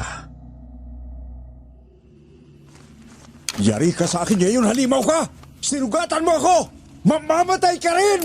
Tapusin na natin, Pards! Magkakasunod na putok ang ginawa namin ni Bogs. Nasapol ng mga bala namin ng aswang. Nanlulupay-pay iyong bumagsak. Pero ganoon pa man ay nagpilit pa rin siyang lumaban. Kaya natiyak namin na hindi pala siya basta-basta kayang patayin ng ordinaryong bala ng baril. Kahit sugatan siya ay patuloy na lumaban, sinalakay ang isa naming kasama. Dinamba yun. Pero bago makakagat ay isang sibat na buho ang ginamit ni Mang Anselmo. Sinibat niya ang aswang. Tumama sa dibdib ng aswang ang buho. Tumagos yun sa likuran nito na naging dahilan ng kanyang kamatayan. Kaya nang malaman ng mga tao na napatay na ang aswang ay nagmamadaling naglabasan ng bahay ang lahat at kasabay niyon ay ang pagbabalik sa dating anyong tao ng aswang. Isa palang babae ang aswang na yan. Kilala niyo ba siya, Tio? Hindi taga rito ang babaeng yan. Baka taga kabilang baryo. At dito lang naghahanap ng mabibiktima. Kung ganun po ay tapos ng pag-aasik niya ng lagim. Matatahimik na rin ang lugar na to. Sana nga ay magyari yung Boyet. Pero pinangangabahan ko ay kung meron pang pamilya ang babaeng ito. Baka katulad niya rin ang mga yon. Muli ay natahimik ang lahat ng mga taong naroon sa sinabi ni Mang Anselmo. Muling nakitaan ng takot ang mga mukha, lalo na ang mga kababaihan at kabataan na nakikiusyoso. Naisip nila na baka nga kung mayroong pamilya ang napatay na aswang, tiyak na magagalit yun at gaganti. Hanggang sa mapansin ko ang isang babaeng maganda na naroon at nakikiusyoso na hindi na aalis ang tingin sa babaeng aswang na napatay namin. Bahagya niyang pinahid ang kanyang luha at matapos ay umalis na. Nagmamadali siyang lumakad palayo. Pards, nakita mo ba yung babaeng maganda? Nasaan? Maganda pa talaga, Pards? Panigurado. Kanina nandito lang yun eh. Kaya lang umalis na. Sayang. Hindi ko man lang nakilala. Ang ganda pa naman niya, Pards. Ikaw talaga. Ang hina mong lumiskarte. Dapat kapag ganon, abay, lapit agad para makilala. Oo nga eh. Pero palagay ko taga dito lang din yon. Bukas mag-ikot tayo dito sa lugar ng tiyuhin mo para maituro ko sa iyo yung sinasabi kong magandang babaeng yun. Nang sumikat nga ang araw ay natunaw ang katawan ng aswang na namatay. Kaya naman nag-uwian na ang mga tao para magpahinga. Kami naman ni Bogs ay nag-ikot sa lugar ni Mang Anselmo para hanapin ang babaeng maganda na nakita ko kagabi. Kaya nga lang ay hindi na namin siya muling nakita. Hanggang sa magpaalam na kami kay Mang Anselmo na uuwi na kami ni Bogs. Pero nang sumunod na araw ay bumalik akong mag-isa sa lugar ni Mang Anselmo. Gusto ko talagang makita ulit ang babaeng yun. At nang makalampas ako sa baryo ni Mang Anselmo ay swerte naman na nakita ko ang aking hinahanap. Miss Ganda. Ako bang tinatawag mo? Oo, ikaw nga at wala nang iba. Alam mo bang ilang araw na kitang hinahanap? At bakit naman? Meron ba akong atraso sa'yo? Bakit mo ako hinahanap? Oh, huwag ka matakot. Hindi kita sasaktan. Gusto lang kitang makilala. Kasi mula nung makita kita, hindi na ako natahimik. Ako nga pala si Boyet. Bolero ka pala, Boyet. Ngayon lang tayo nagkita. Binobola mo na ako agad. Nagsasabi lang naman ako ng totoo. Kaya nga kahit malayo pang pinanggalingan ko, ayos lang. Sulit naman ang pagod dahil nakita kita ulit. Pwede ko bang malaman ang pangalan mo? Eva. Eva ang pangalan ko. Wow, ang ganda ng pangalan mo. Eva. Bagay na bagay sa iyong ganda. Saan ka pupunta ngayon? Ihatid na kita. Malapit lang naman ang pupuntahan ko. Sanay na ako maglakad. Eva, hindi na ako magpapaligoy-ligoy. Pwede ba kitang ligawan? Pwede ko bang malaman kung saan ka nakatira? Ha? Hindi pwede. Stricto ang mga magulang ko eh. Hindi sila papayag na magpapaligaw ako. Huwag mo na akong sundan. Baka may makakita sa atin. Isumbong pa ako kay Itay. Kung ganun, paano kita makikita ulit? Mas maganda kung huwag mo na lang akong ligawan. Ayoko ring umibig. Tapos masasaktan din sa huli. Matapos yun ay nagmamadali nang umalis si Eva. Hindi ko alam pero parang palagi siyang nagmamadali. Parang natatakot siya na mayroong makakita sa amin habang magkausap. Nang lumiko siya sa mapunong lugar ay hindi ko na siya sinundan pa. Binalikan ko na lang ang aking motor at umalis na sa lugar na yon. Ang laki ng panghihinayang ko dahil kung kailan ko siya nakilala, saka ko naman nalaman na hindi pala kami pwede sa isa't isa. Isang bagay na nagpapagulo sa isipan ko. Pero sabi nga kapag mahal mo ang isang tao, hindi ka agad susuko. Kaya muli kong binalikan ang lugar ni Eva at nakita ko siya sa ilog na naglalaba. Eva, magandang araw sa'yo. Boyet? Nagbalik ka? Iba sinabi ko naman na ibaling mo na lang sa ibang pagmamahal mo. Doon sa mas karapat dapat na babae. Kaso ikaw nga ang babaeng gusto ko eh. Kaya kahit ano pang mangyari, babalik at babalikan kita dito. Para malaman mo na mahal talaga kita. Ay, Boyet. Nananahimik ang puso ko. Pilit mong binubulabog. Ibig bang sabihin yan, tinatanggap mo ng pagmamahal ko sa'yo? Magiging sinungaling ako kung itatanggi ko pa. Natutunan na din kitang mahalin. Sabi ko nga sa'yo, pinulabog mong nagtutulog kong puso. Wow! Salamat, Eva! Ang saya ko! Naging masaya ang mga sumunod na araw ng pagtatagpo namin ni Eva. Palagi kaming nagkikita sa ilog at minsan ay sa kakahuyan. Kahit anong pilit ko, ayaw niya akong isama sa kanila dahil hindi pa raw siya handa ay pakilala ako sa kanyang istrikto na ama. Hanggang sa mayroong mamagitan sa amin. Napakasaya ko, pero yun na pala ang huli naming pagkikita dahil ng mga sumunod na araw, hindi ko na nakita si Eva. Kaya naman, grabe ang lungkot ko. Nang sumunod na araw ay muli kaming ipinatawag ni Boss Sandro dahil sa hawak niyang mapa na dala. Dala ng isa niyang kliyente. Samahan niyo kung puntahan ang baryo na to. Hanapin natin ang lugar na tinutukoy sa mapa na ito. Tingnan natin kung saang lugar ito bago simulan ang operasyon. Okay, boss. Nakasuporta kami sa'yo. Kahit anong oras. Oo, boss. Kung mayroong problema, pwede rin naming ayusin. Sige na, tayo na. Ikaw na ang mag-drive ng kotse, Boyet. Nang iabot sa akin ni Boss Sandro ang susi ng kotse ay sumakay na ako doon. Binuksan ko muna ang hood ng kotse upang alamin kung puno ba ng tubig ang radiator noon. Pati ang brake fluid ng preno at ang langis. Matapos na makita ko na ayos ang lahat ay in-start ko na ang kotse para painitin ang makina niyon. At makalipas nga lang ang 10 minuto, sumakay na sina Bogs at Boss Sandro. Tinungo namin ang baryong tinutukoy sa mapa. Pards, malapit lang ang baryong nasa mapa sa lugar ng Tio Anselmo mo. Oo, Pards. Parang katabing baryo lang. Nakarating na ba kayo dito? Hindi pa, boss eh. Pero dun sa Tio ni Bogs nakarating na kami. Malapit lang yun doon sa lugar ni Mang Anselmo. Parang isang baryo lang ang pagitan. Mabuti kung ganon. Hindi na tayo mahihirapang makita ang lugar na nakalagay sa mapa. Nagpatuloy kami sa pagbiyahe. Nadaanan namin ang lugar ni Mang Anselmo hanggang sa makarating kami sa sumunod na baryo.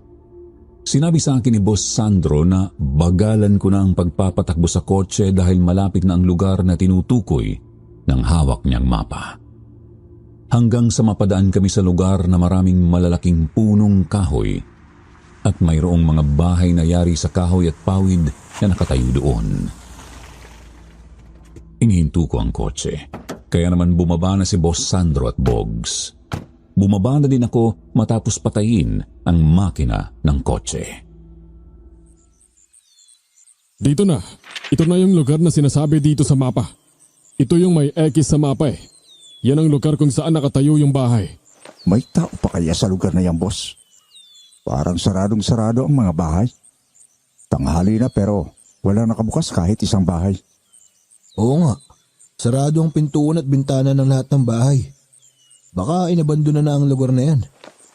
Tayo na, alamin natin kung mayroon pang mga tao dyan. Kung inabandona ang lugar, mas maganda. Makakapag-ikot tayo ng malaya sa lugar na yon. Dahan-dahan nga kaming lumapit sa mga kabahayan na nasa gitna ng maraming malalaking punong kahoy. Nang makalapit doon ay naghanap kami sa paligid kung mayroong tao. Kagaya ng inasahan, tahimik na tahimik ang lugar. Kaya naman nilapitan ni Boss Sandro ang isang malaking puno tapos ay muling tiningnan ang mapa.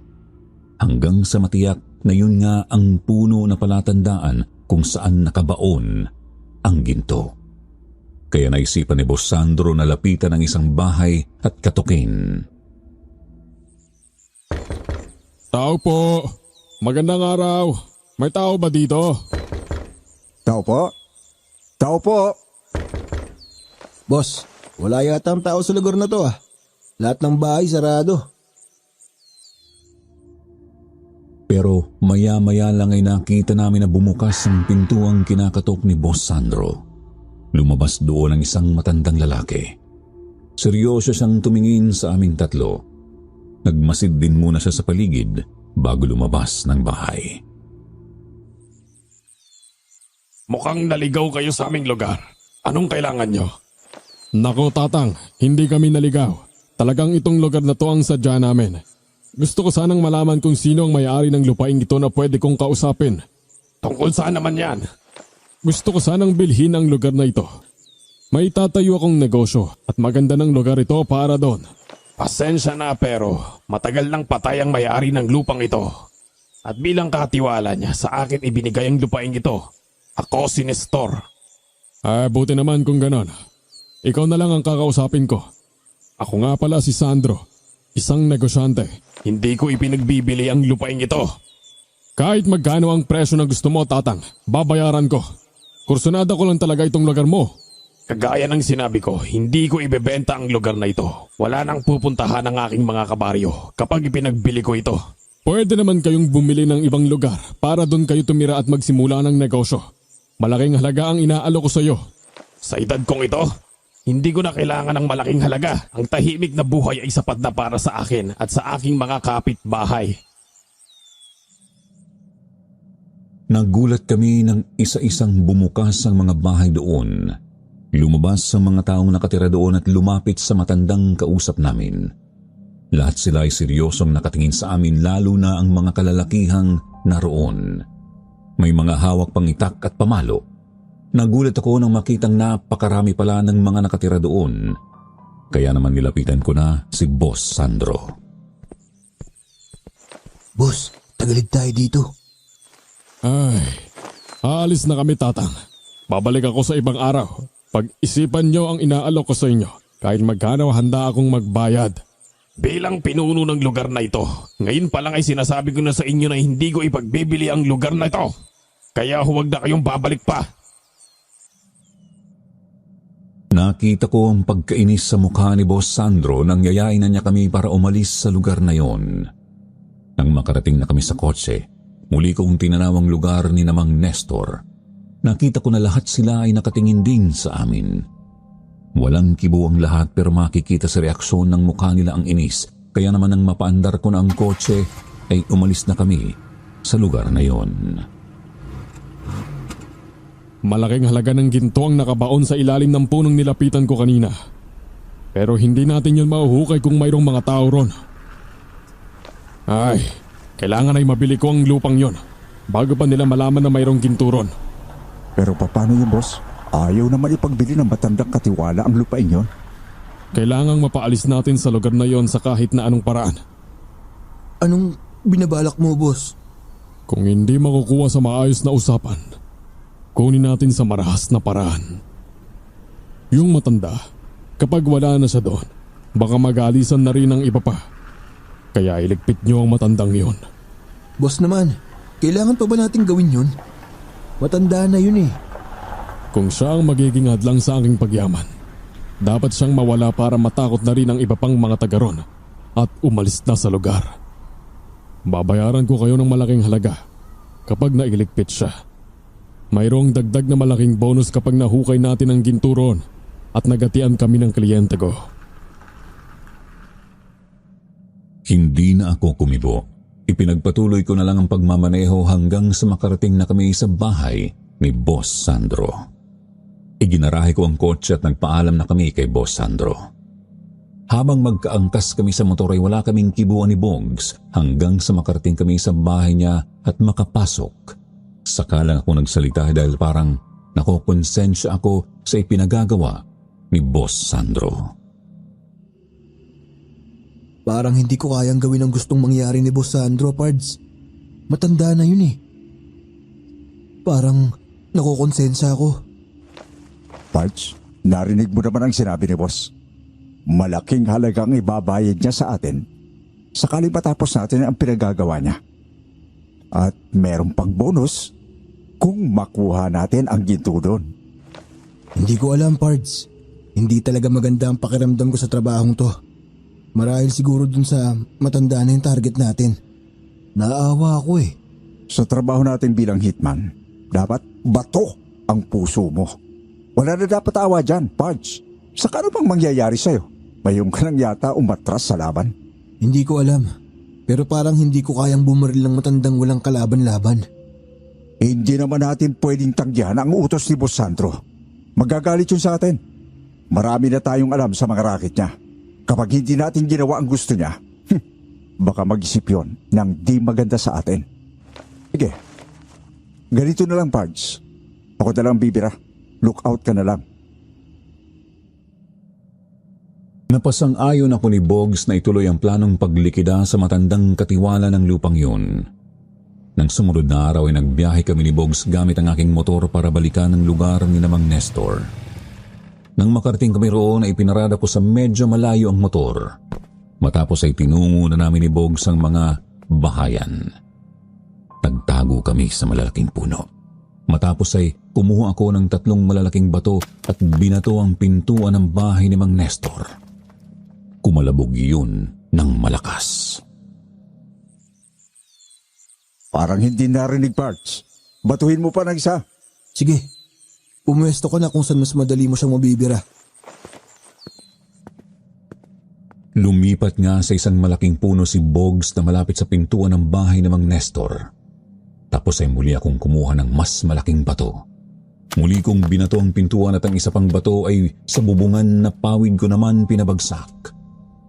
Di nga nagtagal ay nakita kong bumukas ang pintuan ng bahay. Lumabas doon ang galit na matanda. Sinong mga tampalasan ang nag-iistorbo sa akin? Ako yun, tanda! Matigas kasi ang ulo mo, kaya dapat ka lang mawala! Hangal ka! Alam mo bang ang paghahangat ng sobra ay masama? Ikapapahamak mo yan! Ikaw ang mapapahamak ngayon! Pinaputukan ni Bog si Mang Nestor ng 3 ulit. 2 balang tumama sa dibdib at ang isa ay sa ulo. Kaagad na bumagsak ang matanda. Dahil sa malalakas na putok ay naglabasan ng mga kalalakihan sa mga katabing bahay. May lalaking sumugod kay Bogs kaya naman pinaputukan niya rin yun. Nasapol sa ulo at bumagsak din. Napilitan naman akong barilin ang lalaking may hawak na itak na susugod ulit kay Bogs. Tinamaan niyon sa balikat tapos ay binaril ko sa tuhod. Matapos niyon ay tumakbo na kami ni Bogs palayo sa lugar na yon. Naririnig pa namin ang malakas na sigawan at iyakan ng mga taong iniwanan namin. Hanggang sa makarating kami sa motor ko. Mabilis kaming umalis sa lugar na yon. Muntik na ako doon sa lalaking may itak. Akala ko pababayaan mo ako, Pards. Hindi mangyayari yun, Pards. Hindi kita pwedeng pabayaan. Ang sabi ko, nakukonsensya akong bumira ng matanda. Oo. Pero kung gano'n ang sitwasyon, hindi ako magdadalawang isip na tulungan ka. Salamat, Pards. Kaya na, dumiretso na tayo kay boss. Sabihin natin ang nangyari para makuha na natin ang sinabi niya na ibabayad sa atin. Okay, tayo na. Kaagad nga kaming nagtuloy sa bahay ni Boss Sandro at sinabi namin ang nangyari. Bagay na ikinatuwa ni Boss Sandro kaya naman binayaran niya kami ng malaking halaga. Ilang araw lang ang lumipas ay bumalik kami sa lugar ni Mang Nestor. Pero sa pagkakataong ito ay mayroong mga pulis na isinama si Boss Sandro. Kasama na din ang kanyang kliyente na may-ari ng mapa. Pagdating namin sa lugar ay nakita naming nakabukas ang lahat ng mga bahay doon pero wala na ang mga taong naninirahan doon.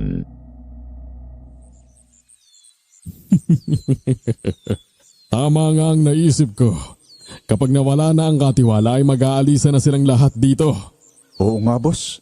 Walang tao lahat ng bahay dito. Baka lumipat na sila sa ibang lugar. Bukas na bukas din ay sisimulan na natin ang operasyon sa lugar na to. Kapag nagkataon, malaki rin ang kikitain yung dalawa. Salamat naman kung gano'n, boss.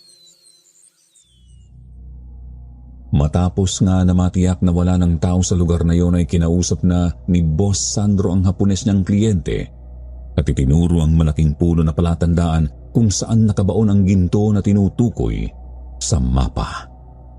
Kaya naman natutuwa ang Hapones na hinawakan pa ang malaking puno at niyakap yun. Matapos ay nakipagkamay kay Boss Sandro. Di nagtagal ay umalis na ang Hapones at ang mga alalay na pulis. Naiwanan na kami doon ni na Boss Sandro. Dito na muna tayo hanggang sa mahukay ang gintong nakabaon dyan. Tinawagan ko na ang kontak ko para magpadala ng mga tauhan at equipment na gagamitin natin para matrace ang ginto. Okay, boss. Bogs, anong tinitingnan mo? Boss, para kasing meron akong nakitang tao roon na tumatakbo sa likod ng bahay na yon. Ganun ba? Tingnan nyo nga kung sino yon. Nang tunguhin ni Bogs ang sinasabing bahay ay bumunot siya ng baril kaya naman sinundan ko siya. Hawak ko na rin ang aking baril. Marahan naming nilapitan ang bahay na sinabi ni Bogs. Inikot naming dalawang bahay na yon. Pati ang loob ay pinasok namin pero wala naman kaming nakita na tao. Wala naman, Pards eh. Kanina kasi, parang nakita ko na merong tumatakbo dito. Namamalikmata ka lang yata eh. Wala naman, Pards. Baka nga. Kaya na, balikan natin si boss. Nang makalabas nga kami ng bahay na yon ay binalikan na namin si Boss Sandro. Naupo kami sa upuang kahoy na nasa ilalim ng malaking puno habang inaantay namin ang mga taong tinawagan ni Boss Sandro. Nang mapalingon ako sa isa pang malaking puno na medyo malayo sa aming kinauupuan, ay muli kong nakita si Eva. Kaya naman napabalikwas ako. Pards, si Eva. Nandito siya. Sinong Eva? Yung magandang babae na nakita ko sa lugar ng tsuhin mo nung makapatay tayo ng aswang. Naging jowa ko siya. Nasaan? Wala naman, Pards. Oo nga, wala naman ah. Nang lingunin ko ang malaking puno kung saan ko nakita si Eva kanina, ay wala na ngayon. Kaya naman nagkamot na lang ako ng ulo matapos ay nagmamadali akong tumayo at tinungo ang puno. Wala na nga doon si Eva. Hindi ko namalayan na sinundan din pala ako ni Bogs. Oh, nasaan yung magandang babae? Yung Eva na sinasabi mong naging jowa mo. Kanina, Pards. Nakita ko lang siya kanina dito. Naku, baka naman kasi namamalikmata ka lang. Ikaw talaga. Inulit mo lang yung mga sinabi ko sa'yo kanina eh. Yun din ang sinabi mo sa akin kanina eh. Kagaya ngayon, wala din naman yung sinasabi. It means namamalikmata tayong dalawa.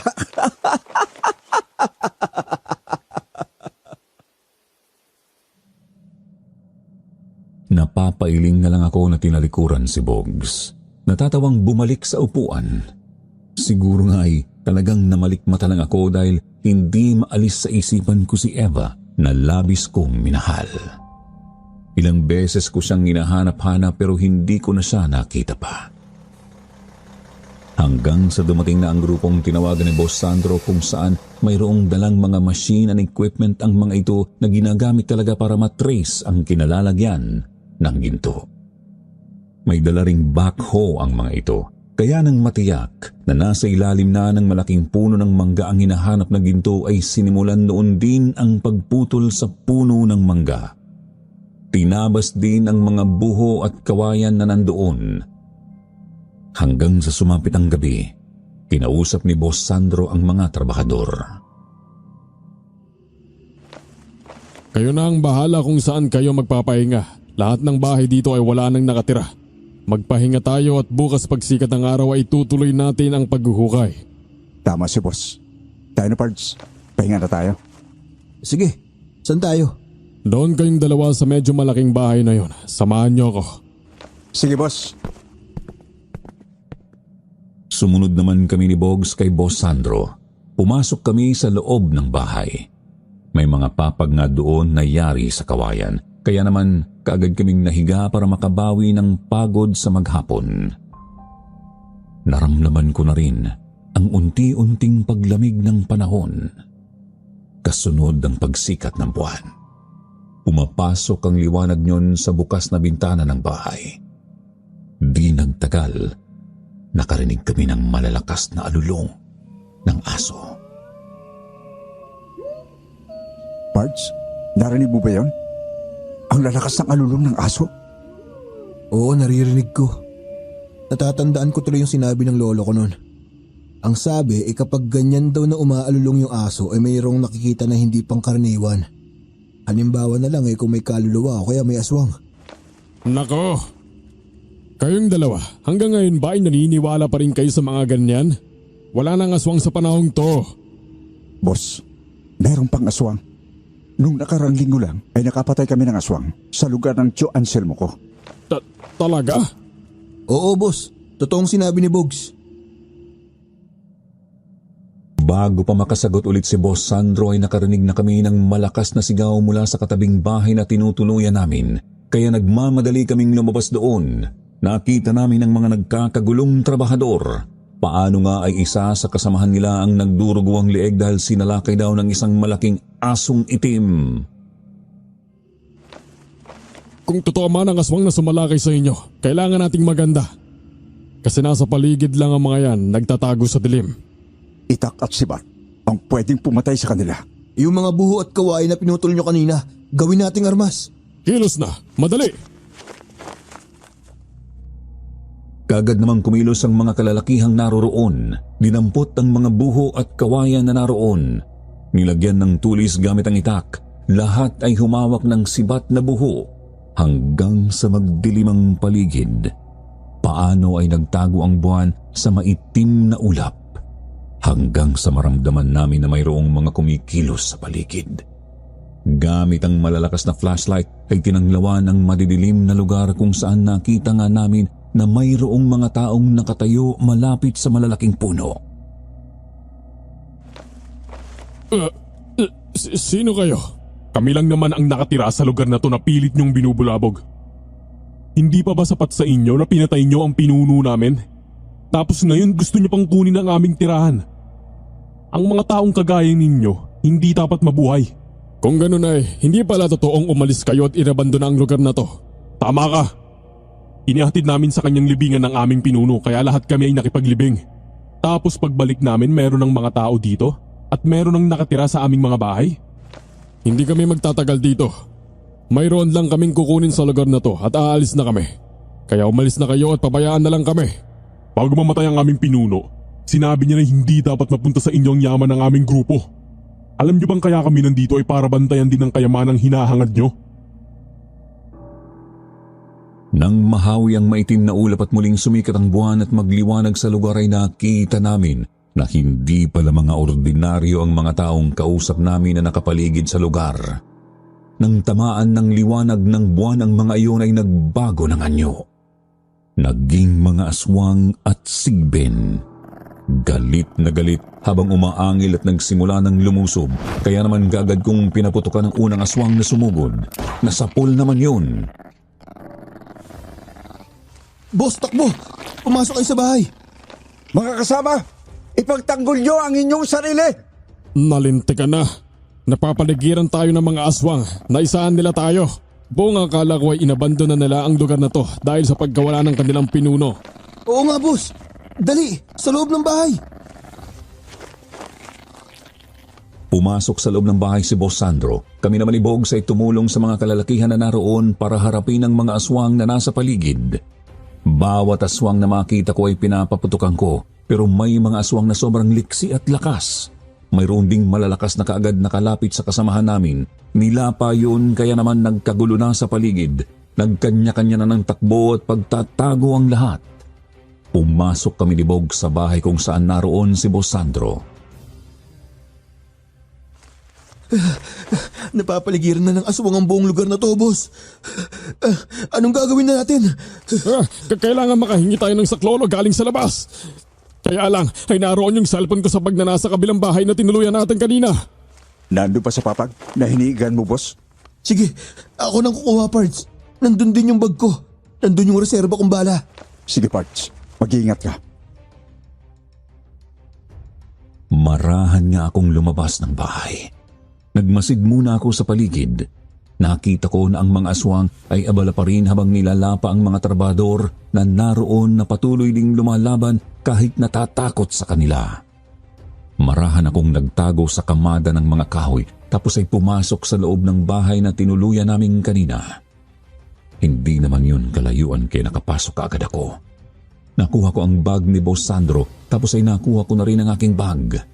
Pinalitan ko ng magasin ng aking baril tapos ay lumabas na ako ng bahay at binalikan sina Boss Sandro. Kailangan na nating umalis habang abala pa sila sa mga trabahador. Kapag nakarating tayo sa kotse, ligtas na tayo. Sige, tayo na, dali. Pards, may bala ka pa? Oo, meron ba? Kung ganun tayo na. Muli nga ay maingat kaming lumabas ng bahay. Sa kabilang bahagi kami dumaan. Pero dahil balwarte nga iyon ng mga aswang ay madali nilang napansin ang pagtakas namin. Kaya naman nang hinabol na kami ng mga aswang ay tumakbo na kami sa kakahuyan taliwas sa plano na papunta sa kotse dahil may mga aswang nang nakaharang sa daraanan papunta doon. Boss Sandro! Tayo na! Madali! Basta huwag niyo akong iiwanan. Kapag naligtasan natin ang mga aswang na ito, babayaran ko kayo ng malaking halaga. Hayaan na sila! Napakarami nila na humahabol sa atin. Habang tumatakbo kami sa kakahuyan ay lumilingon ako paminsan-minsan sa gawing likuran namin kung saan nakita ko ang napakaraming mga aswang na humahabol sa amin. Galit na galit ang mga iyon. Naririnig din namin ang malalakas na pag-angil ng mga iyon. Kaya naman ang takot at paghahangad na mabuhay ay damang-dama ko. Napabilis ng aming pagtakbo para matakasan ang kamatayan hanggang sa madapa si Boss Sandro. Boss, tumayo ka! Hindi ko na kaya! Hindi ko na kaya! Pagod na ako! Mga lintig na aswang yan! Lalaban na ako ng sabayan! Pagod na ako! Patay na akong patay! Mauna na kayo! Bilis! Pero boss... Salamat sa pagiging tapat ninyo sa akin. Pero siguro hanggang dito na lang ang pagsasama natin. Iligtas nyo na ang mga sarili nyo. Pipigilan ko sila. Nang tumayo si Boss Sandro, nakita ko ang pagkadesperado niya. Tiningnan niya ang hawak na baril, tapos ay napatingin sa amin, kaya naman naunawaan na namin ni Bogs yun. Nagmamadali na kaming tumakbo, pero hindi pa kami nakakalayo ay nakarinig kami ng malalakas na putok ng baril. Kaya nang saglit akong tumigil sa pagtakbo at lingunin si Boss Sandro ay nakita kong kinalaban niya ang mga humahabol na aswang. Dinumog siya ng mga aswang na naroon. Nabitiwan niya ang baril at mula sa kanyang bagay mayroon siyang kinuha. Isa pala iyong granada. Ah! Mamatay kayong lahat! Kasunod niyo na yung malakas na pagsabog. Kitang-kita ko ang pagsambulat ng mga katawan ng mga aswang na nadamay sa pagsabog na yun. Saglit ding nagliwanag ang lugar dahil sa pagsabog ng granada. Pagkatapos ay muling nagdilim at ang tanging liwanag na lamang ay ang liwanag na nagmumula sa buwan. Nagpatuloy ako sa pagtakbo hanggang sa makita ko na may mga aswang na humarang kay Bogs. Pards! Dito! Madali! Mauna ka na, Pards. Pipigilan ko ang mga ito. Hindi ako aalis nang hindi ka kasama. Kailangan dalawa tayong makauwi ng buhay. Hindi sa lahat ng pagkakataon ay pwede yung Pards. Sige na, takbo na! Hinarap nga ni Bogs ang mga aswang na sumugod sa kanya. Pinaputukan niya ang mga iyon hanggang sa maubusan siya ng bala. Ginamit niya ang dalang itak para ipagtanggol ang kanyang sarili, subalit higit na marami at malalakas ang mga aswang. Nagawa nilang lapain si Bogs. Narinig ko pa ang malakas na sigaw ni Bogs habang tumatakbo ako papalayo sa lugar na yun. Hanggang sa makalayo ako at makarating sa sagingan. Nagulat ako ng isang babae ang humarang sa akin. Eva, ikaw nga. Bakit nandito ka? Dahil taga rito ko, Boyet. Ang lugar na itong aking tahanan. Ha? Kung ganun, isa ka ring aswang? Tama ka. Isa ako sa mga kalahi nila. Ito ang dahilan kaya hindi kita maipakilala sa aking mga magulang. Hindi sila papayag na umibig ako sa hindi namin kalahi. Ang napatay niyo sa dalampasigan ng aking kaibigan na si Eleanor. Matatanggap ko naman kahit ano ka pa, Eva. Dahil mahal kita. Pero kung hindi talaga tayo para sa isa't isa, maluwag na sa aking kalooban na ang aswang napapatay sa akin ay ang babaeng aking minamahal. Binitiwan ko na ang hawak kong baril. Pagod na rin akong tumakbo. Inihanda ko na ang aking kalooban na yun na ang aking katapusan at ang kasiyahan na muli kong nakita ang babaeng aking minamahal. Sige na, handa na ako. Patayin mo na ako. Baliw ka. Mahal kita. Paano kitang sasaktan? Isa pa, ay hindi ako papayag na isisilang ko ang aking anak na walang ama. Ha? Buntis ka? Oo, nagbungang ginawa natin sa ilog. Kaya kailangan mo akong panagutan. Kung hindi, talagang lalapain kita. Ha? Talaga ba? Sige. Oo. Pananagutan kita. Pero kailangan mong sumama sa akin. Oo naman. Sasama ako sa iyo kahit saan. Buo na ang loob ko na iwanan sila at sumama sa iyo kapiling ng ating anak. Noon din ay magkahawak kamay kaming tumakbo sa kadiliman ni Eva. At At dahil alam niya ang pasikot-sikot sa lugar na yon, ay madali kaming nakatakas. Hanggang sa sumikat ang araw at makarating kami sa kabilang baryo. Niyakap ko ng mahigpit si Eva at hinagkan sa labi sa sobra kong kaligayahan. Sa ngayon, payapa kaming namumuhay ni Eva. Pinili ko na tumira na lang kami sa bundok upang kung sumpungin man siya ng pagiging aswang niya, ay wala siyang mapeperwisyong tao. Sa halip ay mga hayop gubat na lang ang kanyang nilalapa. Bumababa naman ako sa bayan para magtrabaho at kung minsan ay nagtatagal ako doon ng ilang araw. Naging masaya kaming dalawa ni Eva, lalo na nang isilang niya ang aming anak na si Angel. Hanggang ngayon ay hindi pa rin ako makapaniwala na may isang aswang na umibig sa hitman na kagaya ko. Hanggang dito na lamang, Sir Jupiter. Maraming salamat sa pagbasa sa aking kwento.